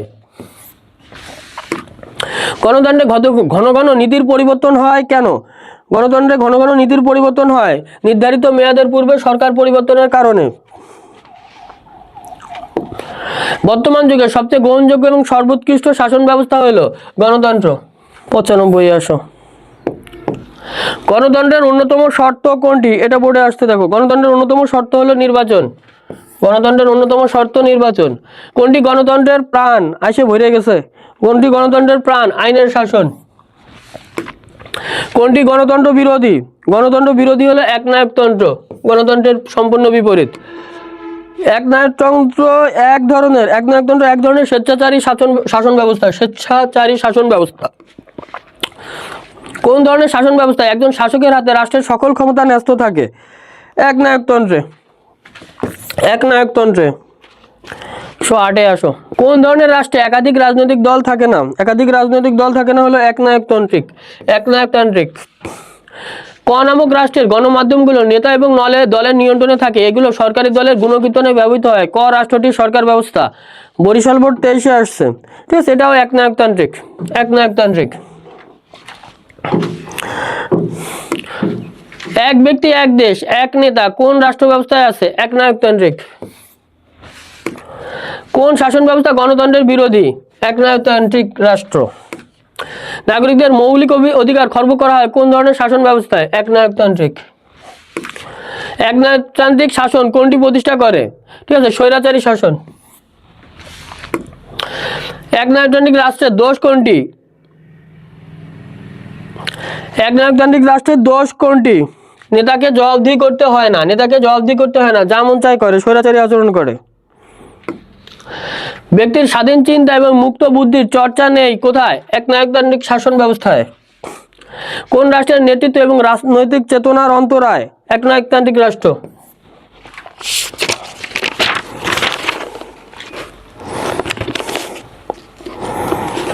এখানে আর গুরুত্বপূর্ণ বোর্ডে আসছে দেখি 138। গণতান্ত্রিক শাসন ব্যবস্থায় গুণাবলীর উল্লেখযোগ্য দিক হলো 138, দেখো ঠিক আছে। উল্লেখযোগ্য দিক হলো দায়িত্বশীল শাসন ও যুক্তি সম্মতির প্রাধান্য। 1 আর 2 হবে, 1 আর 2। ঢাকা বোর্ড 22-এ আসে গণতন্ত্রকে দায়িত্বশীল শাসন ব্যবস্থা বলা হয় কারণ এখানে শাসকগণ জনগণের নিকট দায়ী থাকে, জনস্বার্থ রক্ষার চেষ্টা করে, বিরোধী মতামতকে গুরুত্ব দেয়। 3টাই হবে, বাহ 3টাই হবে। এখানে আর গুরুত্বপূর্ণ আছে, হ্যাঁ দেখি বোর্ডের বহুপদীগুলো দেখি। এই বহুপদীটা দেখো, এক দেশে এমন সরকার কার্যকর রয়েছে যেখানে জনগণই সকল ক্ষমতার মালিক। এই রাষ্ট্রে জনগণ তাদের মতামত দিতে পারে এবং সরকারের সমালোচনা করার সুযোগ পায়। উদ্দীপকে সরকারের গুণ হলো, বরিশাল বোর্ড 21-এ আসতে দেখো, সরকারের গুণ হলো সরকারের স্থায়িত্ব জনগণের আস্থার উপর নির্ভরশীল। হ্যাঁ, এখানে জনগণ সহজে বিপ্লব ঘটায়, নির্বাচিত প্রতিনিধিরাই দেশ পরিচালনা করে। 1 আর 3, গণতন্ত্রে সহজে বিপ্লব হয় না। 1 আর 3 গ হবে। উদ্দীপকের ব্যবস্থাকে কার্যকর করতে হলে প্রয়োজন জনগণকে অন্যের মতামতের প্রতি শ্রদ্ধাশীল হতে হবে। 160 আর 161। তন্নি এ দেশের বাসিন্দা, তার দেশের শাসন ব্যবস্থাটি সবচেয়ে জনপ্রিয় ও গ্রহণযোগ্য, জনগণের সার্বিক কল্যাণে শাসন ব্যবস্থা পদক্ষেপ গ্রহণ করে। এ দেশের প্রচলিত শাসন ব্যবস্থার নাম কি? এ দেশের প্রচলিত শাসন ব্যবস্থার নাম হলো গণতন্ত্র।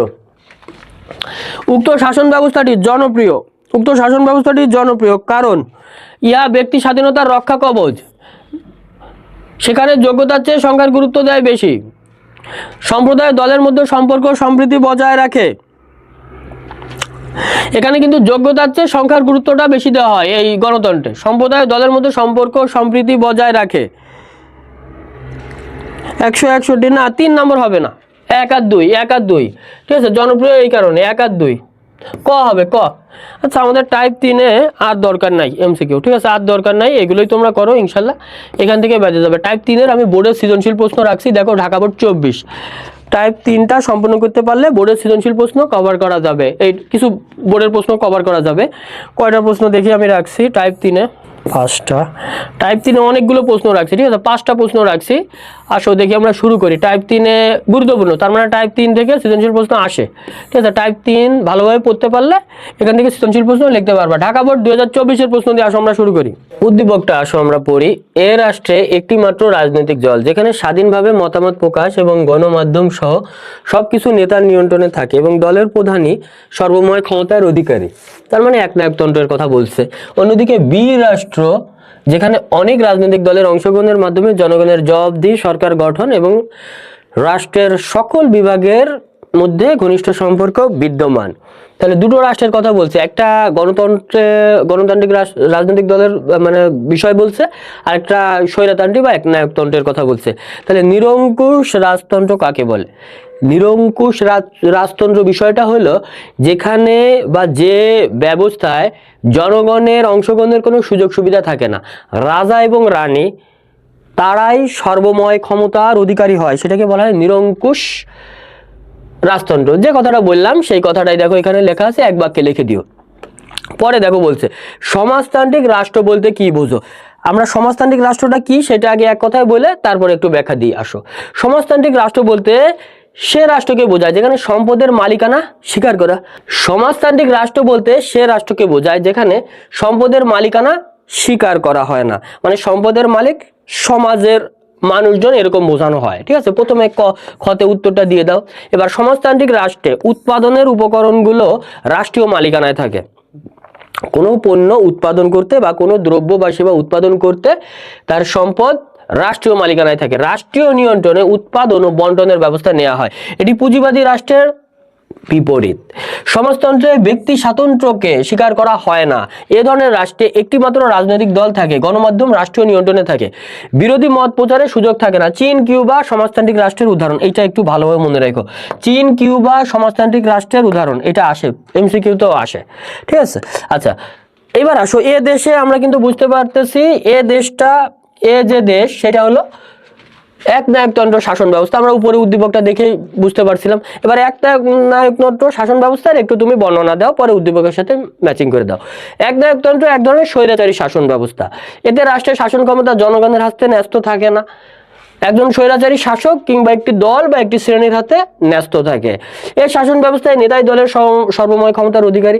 একনায়কতান্ত্রিক শাসককে সহায়তা করার জন্য মন্ত্রী বা উপদেষ্টা পরিষদ থাকতে পারে, আবার নাও কিন্তু থাকতে পারে, কিন্তু তারা শাসকের আদেশ বা নির্দেশ মেনে চলে। এতে একটিমাত্র রাজনৈতিক দল থাকে, এই দলের নেতাই সরকার প্রধান এবং তার ইচ্ছা অনুযায়ী দল পরিচালিত হয়।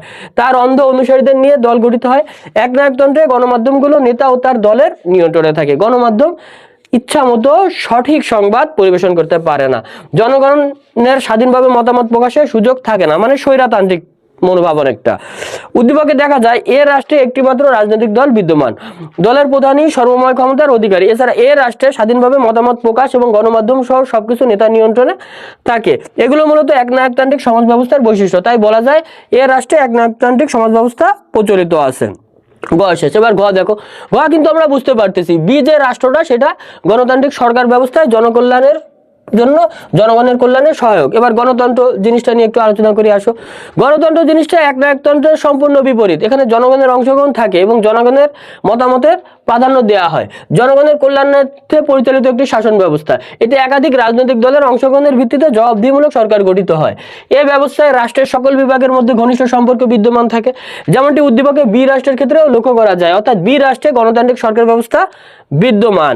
গণতন্ত্র হলো দেখো জনমত ভিত্তিক শাসন ব্যবস্থা। গণতান্ত্রিক রাষ্ট্রে জনগণ স্বাধীনভাবে মত প্রকাশ এবং সরকারের সমালোচনা করতে পারে, ফলে ব্যক্তি স্বাধীনতা বিকাশ ঘটে। গণতন্ত্রে সবাই সমান, এতে জাতি, ধর্ম, বর্ণ ইত্যাদি নির্বিশেষে সবাই সমান সুযোগ সুবিধা ভোগ করে, রাষ্ট্রের কাজে অংশগ্রহণ করতে পারে। গণতান্ত্রিক ব্যবস্থা জনগণের সম্মতির উপর প্রতিষ্ঠিত হওয়ায় জনগণের ইচ্ছা এবং যুক্তি প্রাধান্য পায়। শেষ প্যারাটায় আসো, আমরা ফিনিশিং গুলো দিয়ে দেবো। আচ্ছা, গণতান্ত্রিক রাষ্ট্রের শাসন কার্যে অংশগ্রহণের সুযোগ থাকায় নাগরিকরা জটিল রাজনৈতিক বিষয় নিয়ে চিন্তা করার সুযোগ পায়। এছাড়া এই ব্যবস্থা শাসকরা জনগণের প্রতিনিধি হিসেবে জনগণের কাছে দায়ী থাকে, ফলে তারা পরবর্তীতে নির্বাচনে জয়ী হওয়ার জন্য জনস্বার্থমূলক কাজ করার চেষ্টা করে। সহজ বিষয়, একেবারেই সহজ বিষয়। অর্থাৎ উপরের আলোচনা থেকে সুস্পষ্টভাবে প্রতীয়মান হয় যে গণতান্ত্রিক শাসন ব্যবস্থার মাধ্যমে জনগণের সঠিক এবং ন্যায্য অধিকার যথাসময়ে আদায় এবং সেটা বাস্তবায়ন করা সম্ভব হয়। এজন্য সারা বিশ্বে এখন গণতান্ত্রিক শাসন ব্যবস্থাটা ধীরে ধীরে চরম জনপ্রিয় লাভ করতেছে। তাই এ ধরনের শাসন ব্যবস্থা সরকারের জনগণের কল্যাণের জন্য সহায়ক। রাজশাহী বোর্ড 2024-এর আরেকটা প্রশ্ন আমরা দেখি, টাইপ 3-এ অনেক কয়টা প্রশ্ন রাখছে, তার ভিতরে আরেকটা প্রশ্ন নিয়ে আলোচনা করে আসো। মিস্টার এক্স বাতিঘর নামে একটি সংঘ পরিচালনা করেন। সংঘটি পরিচালনার ক্ষেত্রে তিনি সকল কর্মকর্তা এবং কর্মচারীদের মতামত নিয়ে থাকেন, মানে গণতান্ত্রিক ব্যবস্থায় আছে, এবং সকলের পরামর্শের আলোকে সংখ্যাগরিষ্ঠদের মতামতের ভিত্তিতে সিদ্ধান্ত গ্রহণ করেন। মানে প্রথম যে উদ্দীপকটা আছে এটা গণতন্ত্রের ভিত্তিতে কার্যকলাপ পরিচালিত হচ্ছে। অন্যদিকে ওয়াই সূর্যমুখী নামে আরেকটি সংঘ পরিচালনার ক্ষেত্রে কর্মকর্তা এবং কর্মচারীদের মতামতের গুরুত্ব দেয় না, মানে এটা স্বৈরতান্ত্রিক বা একনায়কতন্ত্রের মতো একটা বিষয় হয়ে দাঁড়াইছে। এককভাবে সিদ্ধান্ত গ্রহণ করেন তিনি, সংগঠনের সর্বময় ক্ষমতার অধিকারী, মানে একনায়কতন্ত্রের বিষয়। পুঁজিবাদী রাষ্ট্র কাকে বলে? এক বাক্যে উত্তর দিয়ে দেবো আসো। পুঁজিবাদী রাষ্ট্র কাকে বলে? দেখো, যে রাষ্ট্র ব্যবসায় সম্পত্তির উপর নাগরিকদের ব্যক্তিগত মালিকানা স্বীকার করা হয় সেটা পুঁজিবাদী, ঠিক আছে, সেটা পুঁজিবাদী রাষ্ট্র হিসাবে বলা হয়। ঠিক আছে, এক বাক্যে উত্তর দিয়ে দাও। আচ্ছা, খতে আসো। খতে আমাদের কি বলছে দেখো, পুঁজিবাদী রাষ্ট্রর সাথে এখানে দেখো একটা জিনিস কিন্তু তোমরা মনে রাখতে পারো, ঠিক আছে, সেটা হলো এইখানে আমি যে কথাটা বলতে চাচ্ছিলাম, দেখো সমাজতান্ত্রিক রাষ্ট্র আর পুঁজিবাদী রাষ্ট্রের ভিতর মনে রাখা একেবারেই সহজ। সমাজতান্ত্রিক রাষ্ট্র, ঠিক আছে, সমাজতান্ত্রিক রাষ্ট্র বলতে আমরা একটু আগে পড়ে আসছি, সে রাষ্ট্রকে বোঝায় যেখানে সম্পদের ব্যক্তি মালিকানা স্বীকার করা হয় না। যেখানে সম্পদের ব্যক্তি মালিকানা স্বীকার করা হয় না সেটা সমাজতান্ত্রিক রাষ্ট্র। আর যেখানে সম্পদের ব্যক্তি মালিকানা স্বীকার করা হয়, সম্পদের ব্যক্তি মালিকানা স্বীকার করা হয় সেটা কিন্তু পুঁজিবাদী রাষ্ট্র। সম্পদের ব্যক্তি মালিকানা স্বীকার করা হয়, ব্যক্তি মালিকানা স্বীকার করা হয় সেটা পুঁজিবাদী রাষ্ট্র। তাহলে পুঁজিবাদী রাষ্ট্র আর সমাজতান্ত্রিক রাষ্ট্র সম্পূর্ণ উল্টো, সম্পূর্ণ উল্টো। তাহলে যুক্তরাষ্ট্রীয় সরকার ব্যবস্থায় রাষ্ট্রের আয়তন বড় হয় কেন? যুক্তরাষ্ট্রীয় সরকার ব্যবস্থায় রাষ্ট্রের আয়তন বড় হয় কারণ অনেকগুলো রাষ্ট্র যুক্ত হয়ে যুক্তরাষ্ট্রীয় সরকার ব্যবস্থা গঠন করে। এই কারণে বৃহৎ রাষ্ট্রগুলো জনসংখ্যা এবং আয়তনের দিক দিয়ে অনেক বড় হয়, তাই একটি মাত্র কেন্দ্র থেকে সঠিকভাবে রাষ্ট্র পরিচালনা করা কঠিন হয়। তাই বড় আয়তনের রাষ্ট্রগুলো অনেক সময় যুক্তরাষ্ট্রীয় সরকার ব্যবস্থা অনুসরণ করে, যেমন বৃহৎ আয়তনের ভারত, মার্কিন যুক্তরাষ্ট্রের যুক্তরাষ্ট্রীয় সরকার ব্যবস্থা প্রচলিত। গ নম্বর প্রশ্নে দেখো, উদ্দীপকে সূর্যমুখী নামক সংঘের সাথে কোন সরকার ব্যবস্থার মিল পাওয়া যায়? সূর্যমুখী সংগঠন এটা একনায়কতন্ত্রের সাথে মিল পাওয়া যায়, ঠিক আছে, একনায়কতন্ত্রের সাথে মিল পাওয়া যায়, একনায়কতান্ত্রিক সরকার ব্যবস্থার মিল পাওয়া যায়। তাহলে তুমি একনায়কতান্ত্রিক সরকার ব্যবস্থার যে আমরা আগেও দেখলাম না, সেটা একটু বর্ণনা দিয়ে দিবা, আর উদ্দীপকের আলোকে একটু ম্যাচিং করে দিবা। একই রকম প্রশ্ন। দেখো, একনায়কতন্ত্র এক ধরনের স্বৈরাচারী বা স্বেচ্ছাচারী শাসন ব্যবস্থা। এতে রাষ্ট্রের শাসন ক্ষমতা জনগণের হাতে ন্যস্ত থাকে না, একজন স্বেচ্ছাচারী শাসক বা একটি দল কিংবা শ্রেণীর হাতে ন্যস্ত থাকে। এতে নেতাই দলের সর্বময় ক্ষমতার অধিকারী হয়। একনায়কতান্ত্রিক রাষ্ট্র ব্যবস্থা আইন এবং বিচার বিভাগ স্বাধীনভাবে কাজ করতে পারে না। একনায়কের ইচ্ছা অনুযায়ী আইন প্রণয়ন এবং বিচার কার্য করা হয়। এক জাতি, এক দেশ, এক নেতা, একনায়কতন্ত্রের আদর্শ। এবার উদ্দীপকে বলা হয়েছে সূর্যমুখী সংঘের পরিচালক মিস্টার ওয়াই সংগঠনটি পরিচালনার ক্ষেত্রে কর্মকর্তা এবং কর্মচারীদের মতামত গুরুত্ব না দিয়ে এককভাবে সিদ্ধান্ত গ্রহণ করেন। তিনি সংগঠনের সর্বময় ক্ষমতার অধিকারী। এসব বৈশিষ্ট্য পূর্বে আলোচিত একনায়কতান্ত্রিক সমাজ ব্যবস্থার সাথে মিলে গেছে বা অনুরূপ। সুতরাং বলা যায় সূর্যমুখী নামক সংঘের সাথে একনায়কতান্ত্রিক সরকার ব্যবস্থার মিল রয়েছে। আচ্ছা, ঘ নম্বর প্রশ্নটা দেখো, উদ্দীপকের বাতিঘর এবং সূর্যমুখী সংগঠন দুটি পরিচালনার ক্ষেত্রে কোনটি উত্তম? এক্স বাতিঘর যে সংগঠনটা পরিচালনা করছে, যে সংগঠনটা পরিচালনা করছে, এটা গণতান্ত্রিক শাসন ব্যবস্থা। তাহলে এইটা কিন্তু উত্তম। এটা কেন উত্তম, গণতন্ত্রটা একনায়কতন্ত্র থেকে কেন ভালো, সেই বিষয়ে আসো আমরা আলোচনা করি। দুটি পরিচালনার ক্ষেত্রে আমি বাতিঘর তথা এই যে গণতান্ত্রিক শাসন ব্যবস্থা উত্তম বলে মনে করি। এইবার তুমি এই প্রশ্নটা লিখবা কি করে? তুমি গণতান্ত্রিক শাসন ব্যবস্থা বা সরকার ব্যবস্থার বিষয়টা একটা প্যারায় লেখো, ঠিক আছে, একটা প্যারায় লেখো। এই যে দেখো, এখানে লিখছে যে শাসন ব্যবস্থায় রাষ্ট্রের শাসন ক্ষমতা সমাজের সকল সদস্য জনগণের হাতে ন্যস্ত থাকে এবং জনগণই হলো ক্ষমতার মূল উৎস, সেটা কিন্তু গণতান্ত্রিক শাসন ব্যবস্থা। এরপর তুমি একনায়কতান্ত্রিক শাসন ব্যবস্থার একটা প্যারা করে দিবা, একনায়কতান্ত্রিক শাসন ব্যবস্থার একটা প্যারা করে দিবা, যেখানে সকল জনগণের মতামতের প্রাধান্য দেওয়া হয় না, ক্ষমতাটা কেন্দ্রীভূত থাকে একক ব্যক্তির হাতে, ঠিক আছে। সেটা তাহলে তুমি 3 নম্বর প্যারায় একনায়কতান্ত্রিক সরকার ব্যবস্থার যে বাজে দিকগুলো আছে সেগুলো ফুটায় তুলবা, এবং শেষে তুমি উপরের আলোচনা থেকে তুলনামূলকভাবে বোঝা যায় যে একনায়কতান্ত্রিক সরকার ব্যবস্থার তুলনায় গণতান্ত্রিক রাষ্ট্রে নাগরিকের সব ধরনের অধিকার কার্যকর থাকে, ফলে এটি বিশ্বে, ঠিক আছে, সবচেয়ে গ্রহণযোগ্য, ঠিক আছে, এটি বিশ্বের সবচেয়ে, ঠিক আছে, এটি বিশ্বের সবচেয়ে গ্রহণযোগ্য ও গ্রহণযোগ্য শাসন ব্যবস্থা, ঠিক আছে। সহজ প্রশ্ন। আচ্ছা, পরের যে প্রশ্নগুলো আছে একই রকম, ঠিক আছে, একই রকম। এই যে দেখো, একই রকম কারণ মিস্টার হাসিবের দেশে সরকার জনগণের ভোট দ্বারা নির্বাচিত হয়। তার দেশে একটিমাত্র রাজনৈতিক দল বিদ্যমান এবং সরকার প্রধানের আদেশেই তার দেশ পরিচালিত হয়। অপরদিকে তার মানে মিস্টার হাসিবের দেশে জনগণের ভোট দ্বারা নির্বাচিত নয়, ঠিক আছে। তার মানে প্রথমটা জনাব হাসিব, ঠিক আছে, মিস্টার হাসিব হলো একনায়কতন্ত্র, এটা চালাইছে একনায়কতন্ত্র। দেখো, গতে চালাইছে একনায়কতন্ত্র, এই যে দেখো একনায়কতন্ত্র। আর ঘতে দেখো মনে হয় বলছে যে গণতান্ত্রিক। অপরদিকে মিস্টার রাজনের দেশে সরকার জনগণের ভোটে নির্বাচিত, সরকার তার কাজের জন্য জনগণের নিকট জবাবদিহি করে। তার মানে মিস্টার রাজনের এটা কিন্তু গণতান্ত্রিক, ঠিক আছে, মিস্টার রাজনের এটা হলো গণতান্ত্রিক। এই যে দেখো, মিস্টার রাজনের এই প্রেক্ষাপটটা, এই যে এটা গণতান্ত্রিক রাষ্ট্র, সেম একই। একনায়কতন্ত্র এবং গণতন্ত্র দিয়েই তোমার প্রশ্নগুলো থাকবে এই টাইপের, ঠিক আছে, সহজ প্রশ্ন। যেমন এটা দেখো, এটাও একই রকম প্রশ্ন হবে, হয় একনায়কতন্ত্র না হয় গণতন্ত্র। এই যে এটা গণতান্ত্রিক রাষ্ট্র, গতে গণতান্ত্রিক রাষ্ট্র, ঠিক আছে। এই যে গতে কি দেখে, এটা গণতান্ত্রিক সরকার ব্যবস্থা সফলতার জন্য জনগণের মতামত, গণতন্ত্র না হয় একনায়কতন্ত্র। এই দুটো বিষয় নিয়ে এই প্রশ্নগুলো বেশ গুরুত্বপূর্ণ, এই প্রশ্নগুলো একটু দেখে নিবা, ঠিক আছে। একই ধসের প্রশ্ন, 2-3টা পড়লেই বাকিগুলো সব পারবা। এই যে দেখো, আজাদের দেশে কোন ধরনের শাসন ব্যবস্থা, হয় একনায়কতন্ত্রের কথা বলবে, এই যে দেখো এটা একনায়কতন্ত্রের কথা বলছে, না হয় গণতন্ত্রের কথা বলবে। একনায়কতন্ত্র আর গণতন্ত্র এই নিয়ে কিন্তু এই টাইপের আলোচনা। আসো আমরা পরবর্তী টাইপ 4 আলোচনাটা শুরু করি। টাইপ 4 আলোচনাটা শুরু করি। ক্ষমতা বন্টনের নীতির ভিত্তিতে রাষ্ট্র, টাইপ 4 আলোচনা শুরু করলাম, ঠিক আছে। টাইপ 4 ক্ষমতা বন্টনের নীতির ভিত্তিতে রাষ্ট্র মোটামুটি বড় আছে। এখানে এক কেন্দ্রিক রাষ্ট্রের কথা আছে, যুক্তরাষ্ট্রের কথা আছে, উত্তরাধিকার সূত্রের ভিত্তিতে রাষ্ট্র আছে, উদ্দেশ্যের ভিত্তিতে রাষ্ট্র আছে, তারপর সরকারের একটা শ্রেণী বিভাগের একটা ছকও দেওয়া রয়েছে, ঠিক আছে, শ্রেণী বিভাগের একটা ছকও দেওয়া রয়েছে। আসো আমরা এখানে আলোচনা শুরু করি।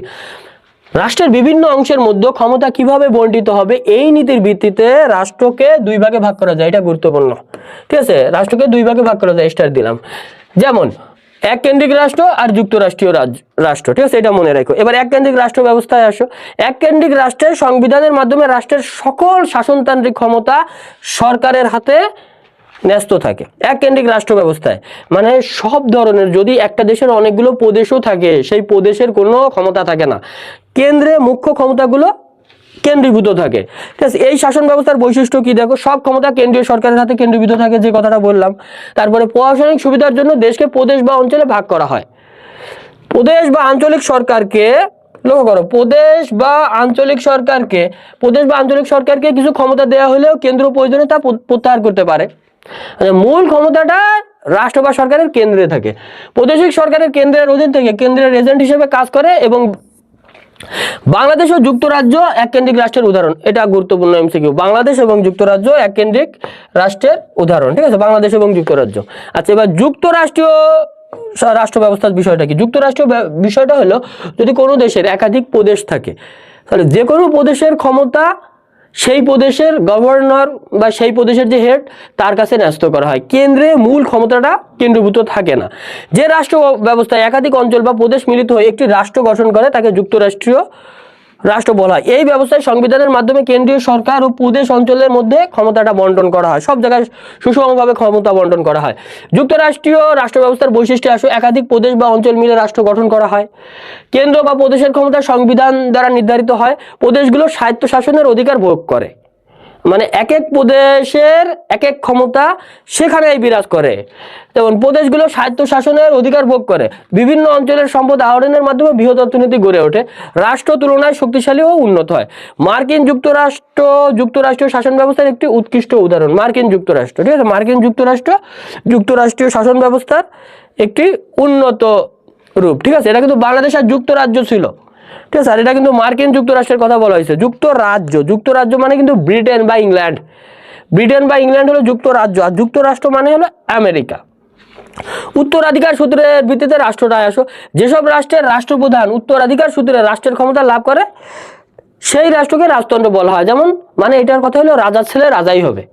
ঠিক আছে, এই ধারাবাহিকতায় আসবে, এখানে গণতন্ত্রের কোনো বিষয় থাকবে না। রাজতন্ত্র আবার দুই প্রকার।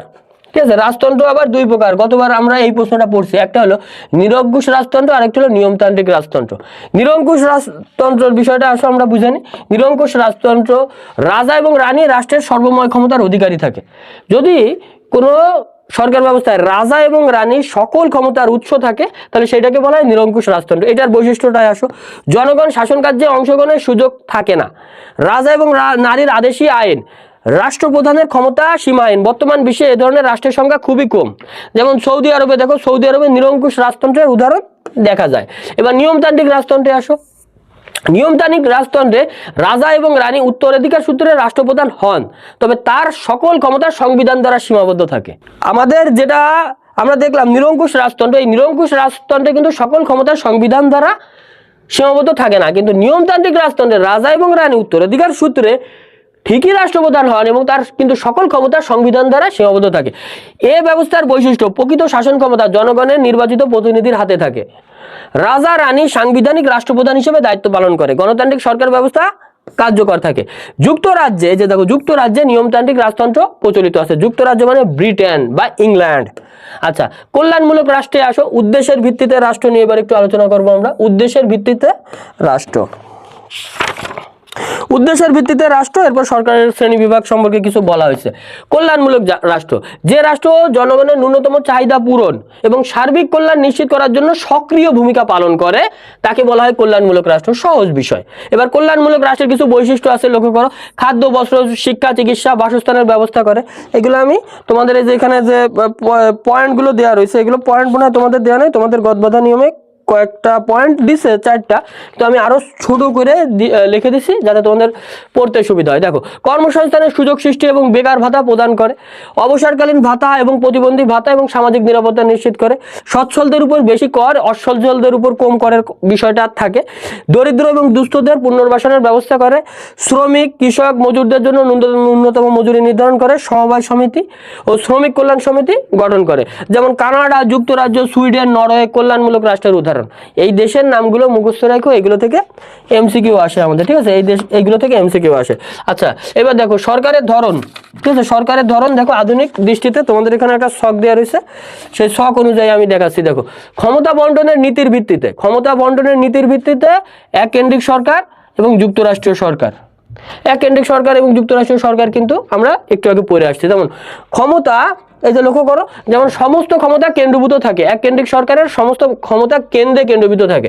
সাধারণত একটি কেন্দ্রীয় সরকার সব বিষয় নিয়ন্ত্রণ করে, কিন্তু যুক্তরাষ্ট্রীয় সরকারে সমস্ত ক্ষমতা কেন্দ্রীভূত থাকে না, আর একটা কেন্দ্রের সকল ক্ষমতা থাকে না, এটা সকল প্রদেশ বা সকল রাজ্যে সেগুলো সমান ভাগে ভাগ করা হয়। ঠিক আছে, তাহলে ক্ষমতা বা বন্টনের নীতিতে দুই ভাগে, এক কেন্দ্রিক সরকার আর যুক্তরাষ্ট্রীয় সরকার। এবার আইন বা শাসন বিভাগের সম্পর্কের ভিত্তিতে সেটা হলো সংসদীয় সরকার, আর একটি হলো রাষ্ট্রপতি শাসিত সরকার। সংসদীয় সরকার প্রধান নির্বাহী সংসদ থেকে গঠিত হয় এবং সংসদের প্রতি দায়বদ্ধ থাকে, মানে সংসদ দ্বারা পরিচালিত এবং নিয়ন্ত্রিত যে সরকার ব্যবস্থা সেটাই হলো সংসদীয় সরকার।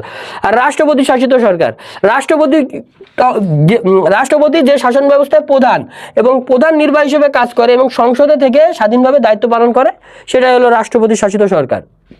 আসো আমরা টাইপ 4 এর গুরুত্বপূর্ণ বোর্ডের এমসিকিউ এবং অন্যান্য কিছু এমসিকিউ সমাধান করে আসো। ক্ষমতার ভিত্তিতে রাষ্ট্রকে কয় ভাগে ভাগ করা যায়? দেখছো আইসে ভুলে গেছে, ক্ষমতার ভিত্তিতে রাষ্ট্রকে দুই ভাগে ভাগ করা যায়। ক্ষমতা বন্টনের নীতিতে রাষ্ট্র হলো, ঠিক আছে, ক্ষমতা বন্টনের নীতিতে রাষ্ট্র হলো এক কেন্দ্রিক রাষ্ট্র ও যুক্তরাষ্ট্র। কেন্দ্রের হাতে সকল ক্ষমতা ন্যস্ত থাকে, এক কেন্দ্রিক সরকারের হাতে সকল ক্ষমতা ন্যস্ত থাকে, এক কেন্দ্রিক সরকারের হাতে। নিচের কোন রাষ্ট্রটি এক কেন্দ্রিক? বাংলাদেশ। কোন রাষ্ট্রটি এক কেন্দ্রিক? বাংলাদেশ। এক কেন্দ্রিক সরকার প্রচলিত আছে কোন দেশে? ফ্রান্স, বাংলাদেশে ও যুক্তরাজ্যে। ফ্রান্স, বাংলাদেশে ও যুক্তরাজ্যে। কোন দেশে এক কেন্দ্রিক সরকার প্রচলিত নেই? কোন দেশে এক কেন্দ্রিক সরকার প্রচলিত নেই? ফ্রান্স, বাংলাদেশ এবং যুক্তরাজ্যে তো প্রচলিত আছে, কানাডায় প্রচলিত নেই। ঠিক আছে, কানাডায় প্রচলিত নেই। আচ্ছা, এখানে গুরুত্বপূর্ণ যেগুলো সেইগুলো আমি করাই, যেগুলো বোর্ডে আসছে। ঠিক আছে, 178 নম্বর বোর্ডে আসছে। দেখি, কোন দেশের শাসন ব্যবস্থায় জনগণের অংশগ্রহণের সুযোগ নেই? কোন দেশের শাসন ব্যবস্থায়? ঠিক আছে, সৌদি আরবে, কারণ সৌদি আরব হলো রাজতন্ত্র। ঠিক আছে, সৌদি আরব হলো রাজতন্ত্র। আচ্ছা, বোর্ডে যেগুলো বেশি আসছে সেগুলো করায়। ঠিক আছে, আসো, নিরঙ্কুশ রাজতন্ত্র প্রচলিত আছে কোন দেশে? নিরঙ্কুশ রাজতন্ত্র প্রচলিত আছে সৌদি আরবে। বেসিকে দেখে আসছি। ইদ্রিস মিয়া সৌদি আরবের বাসিন্দা, তবে তার দেশের শাসন কার্য পরিচালনায় সিদ্ধান্ত গ্রহণ করেন কে? ঠিক আছে, রাজ পরিবারের সদস্যরা। এখন সালমান প্রধান হচ্ছে না। আচ্ছা, নিচের কোন দেশে নিরঙ্কুশ রাজতন্ত্র বিদ্যমান? সৌদি আরবে। সৌদি আরবে নিরঙ্কুশ রাজতন্ত্র বিদ্যমান। আচ্ছা, জনগণের অংশগ্রহণের সুযোগ নেই কোন শাসন ব্যবস্থায়? নিরঙ্কুশ রাজতন্ত্রে। নিরঙ্কুশ রাজতন্ত্রে সুযোগ নেই। আচ্ছা, কোন ধরনের রাষ্ট্র ব্যবস্থায় রাষ্ট্রের রাজা এবং রানী উত্তরাধিকার সূত্রে রাষ্ট্রপ্রধান হন? 186। উত্তরাধিকার সূত্রে রাষ্ট্রপ্রধান হন নিয়মতান্ত্রিক রাজতন্ত্রে। নিয়মতান্ত্রিক রাজতন্ত্রে। কোন রাষ্ট্রে নিয়মতান্ত্রিক রাজতন্ত্র প্রচলিত আছে? কোন রাজতন্ত্রে? যুক্তরাজ্যে। ঠিক আছে, যুক্তরাজ্য। আচ্ছা, রাজতন্ত্রের উত্তরাধিকার ক্ষেত্রে প্রযোজ্য। রাজতন্ত্রের উত্তরাধিকার ক্ষেত্রে প্রযোজ্য রাজার ছেলে বা মেয়ে রাষ্ট্রের রাজা বা রানী। ঠিক আছে, রাষ্ট্রের রাজা বা রানী। ঠিক আছে, ক হবে। তো এখান থেকে গুরুত্বপূর্ণ আসছে, পরেরটা আসছে বোর্ডে। নিয়মতান্ত্রিক রাজতন্ত্রের জন্য গ্রহণযোগ্য হচ্ছে, নিয়মতান্ত্রিক রাজতন্ত্রের জন্য গ্রহণযোগ্য হচ্ছে রাষ্ট্রপতি শাসিত সরকার, সংসদীয় পদ্ধতিতে সরকার, এক কেন্দ্রিক সরকার। সংসদীয় পদ্ধতিতে সরকার আর এক কেন্দ্রিক সরকার। ঠিক আছে, গ্রহণযোগ্য হচ্ছে নিয়মতান্ত্রিক রাজতন্ত্রের জন্য গ্রহণতন্ত্র 2 আর 3 হবে। বেসিক আমরা একটু আগে দেখে আসছি, দিনাজপুর বোর্ডে আসছে। আচ্ছা, 190 নম্বর আমরা উত্তর দেবো। ক নামক এনজিওটি 30 বছর ধরে শুধুমাত্র জাহিদ সাহেবের পরিবার দ্বারা পরিচালিত হচ্ছে, অন্যরা দায়িত্ব পালন করলেও প্রকৃত ক্ষমতা তাদের হাতেই রয়েছে। ক নামক এনজিওটির পরিচালনা পদ্ধতি কোন রাষ্ট্র ব্যবস্থাকে নির্দেশ করে? কোন রাষ্ট্র ব্যবস্থাকে নির্দেশ করে? এটা হলো নিরঙ্কুশ রাজতন্ত্র। নিরঙ্কুশ রাজতন্ত্রকে নির্দেশ করে, নিরঙ্কুশ রাজতন্ত্র। আচ্ছা, যেগুলো বোর্ডে বেশি আসছে সেগুলো আমরা করি। ঠিক আছে, বোর্ডের গুলো করি। আসো, এটা বোর্ডে আসছে। সকলের জন্য কাজের ক্ষেত্র তৈরি, বিনামূল্যে শিক্ষা ও চিকিৎসার ব্যবস্থা করা নিচের কোন রাষ্ট্রের বৈশিষ্ট্যের সাথে মিল রয়েছে? কোন রাষ্ট্রের বৈশিষ্ট্যের সাথে মিল রয়েছে? কানাডা। ঠিক আছে, এটা কানাডা হবে। কোন ধরনের রাষ্ট্র ব্যবস্থায় জনগণের মৌলিক চাহিদা পূরণ করা হয়? কোন ধরনের রাষ্ট্র ব্যবস্থায়? কল্যাণমূলক রাষ্ট্র ব্যবস্থায়। কল্যাণমূলক রাষ্ট্র ব্যবস্থায়। কোন ধরনের রাষ্ট্র মৌলিক চাহিদা পূরণের জন্য কর্মের সুযোগ সৃষ্টি করে? কর্মের সুযোগ সৃষ্টি করে কল্যাণমূলক রাষ্ট্রে। ঠিক আছে, কল্যাণমূলক রাষ্ট্রে। আচ্ছা, বেকার ভাতা প্রদান কোন রাষ্ট্রের বৈশিষ্ট্য? বেকার ভাতা প্রদান কোন রাষ্ট্রের বৈশিষ্ট্য? কল্যাণমূলক রাষ্ট্রের। বেকার ভাতা প্রদান কল্যাণমূলক রাষ্ট্রের বৈশিষ্ট্য। মানুষের মৌলিক প্রয়োজন কয়টি? মৌলিক প্রয়োজন কয়টি? মানুষের মৌলিক চাহিদা হলো 5টি। মৌলিক চাহিদা 5টি। আচ্ছা, কল্যাণমূলক রাষ্ট্রের উদাহরণ কোনটি? কল্যাণমূলক রাষ্ট্রের উদাহরণ হলো কানাডা। কানাডা হলো কল্যাণমূলক রাষ্ট্রের উদাহরণ। বেসিকটা নোট খাতায় তুলবা। নিচের কোনটি কল্যাণমূলক রাষ্ট্রের উদাহরণ? নিচের কোনটি কল্যাণমূলক রাষ্ট্রের উদাহরণ? সুইডেন ও নরওয়ে। সুইডেন ও নরওয়ে। নিচের কোন রাষ্ট্রটি কল্যাণমূলক রাষ্ট্রের বহন করে? ঠিক আছে, সুইডেন। সুইডেন, চট্টগ্রাম বোর্ড 23 আসে দেখো। কল্যাণমূলক রাষ্ট্র সমাজের মঙ্গলের জন্য কোনটির ব্যবস্থা জোরদার করে? কোনটির ব্যবস্থা জোরদার করে? সামাজিক নিরাপত্তা জোরদার করে। কোন ধরনের রাষ্ট্র বিনা খরচে চিকিৎসার ব্যবস্থা করে? কোন ধরনের রাষ্ট্র? কল্যাণমূলক রাষ্ট্র। কল্যাণমূলক রাষ্ট্র বিনা খরচে চিকিৎসার ব্যবস্থা করে। আচ্ছা, কোনটি কল্যাণমূলক রাষ্ট্রের বৈশিষ্ট্য? জনগণের উপর কর ধার্য না করা। জনগণের উপর কর ধার্য না করা। কোন রাষ্ট্র ব্যবস্থায় সচ্ছলদের উপর উচ্চ হারে কর ধার্য করা হয়? কল্যাণমূলক রাষ্ট্রে। কোনটি কল্যাণমূলক রাষ্ট্রের বৈশিষ্ট্য? জীবনযাত্রার মান উন্নয়ন। জীবনযাত্রার মান উন্নয়ন। কোন ধরনের রাষ্ট্রে জনগণের সকল চাহিদা পূরণ এবং দরিদ্র জনগণের স্বার্থ রক্ষার জন্য কাজ করে থাকে?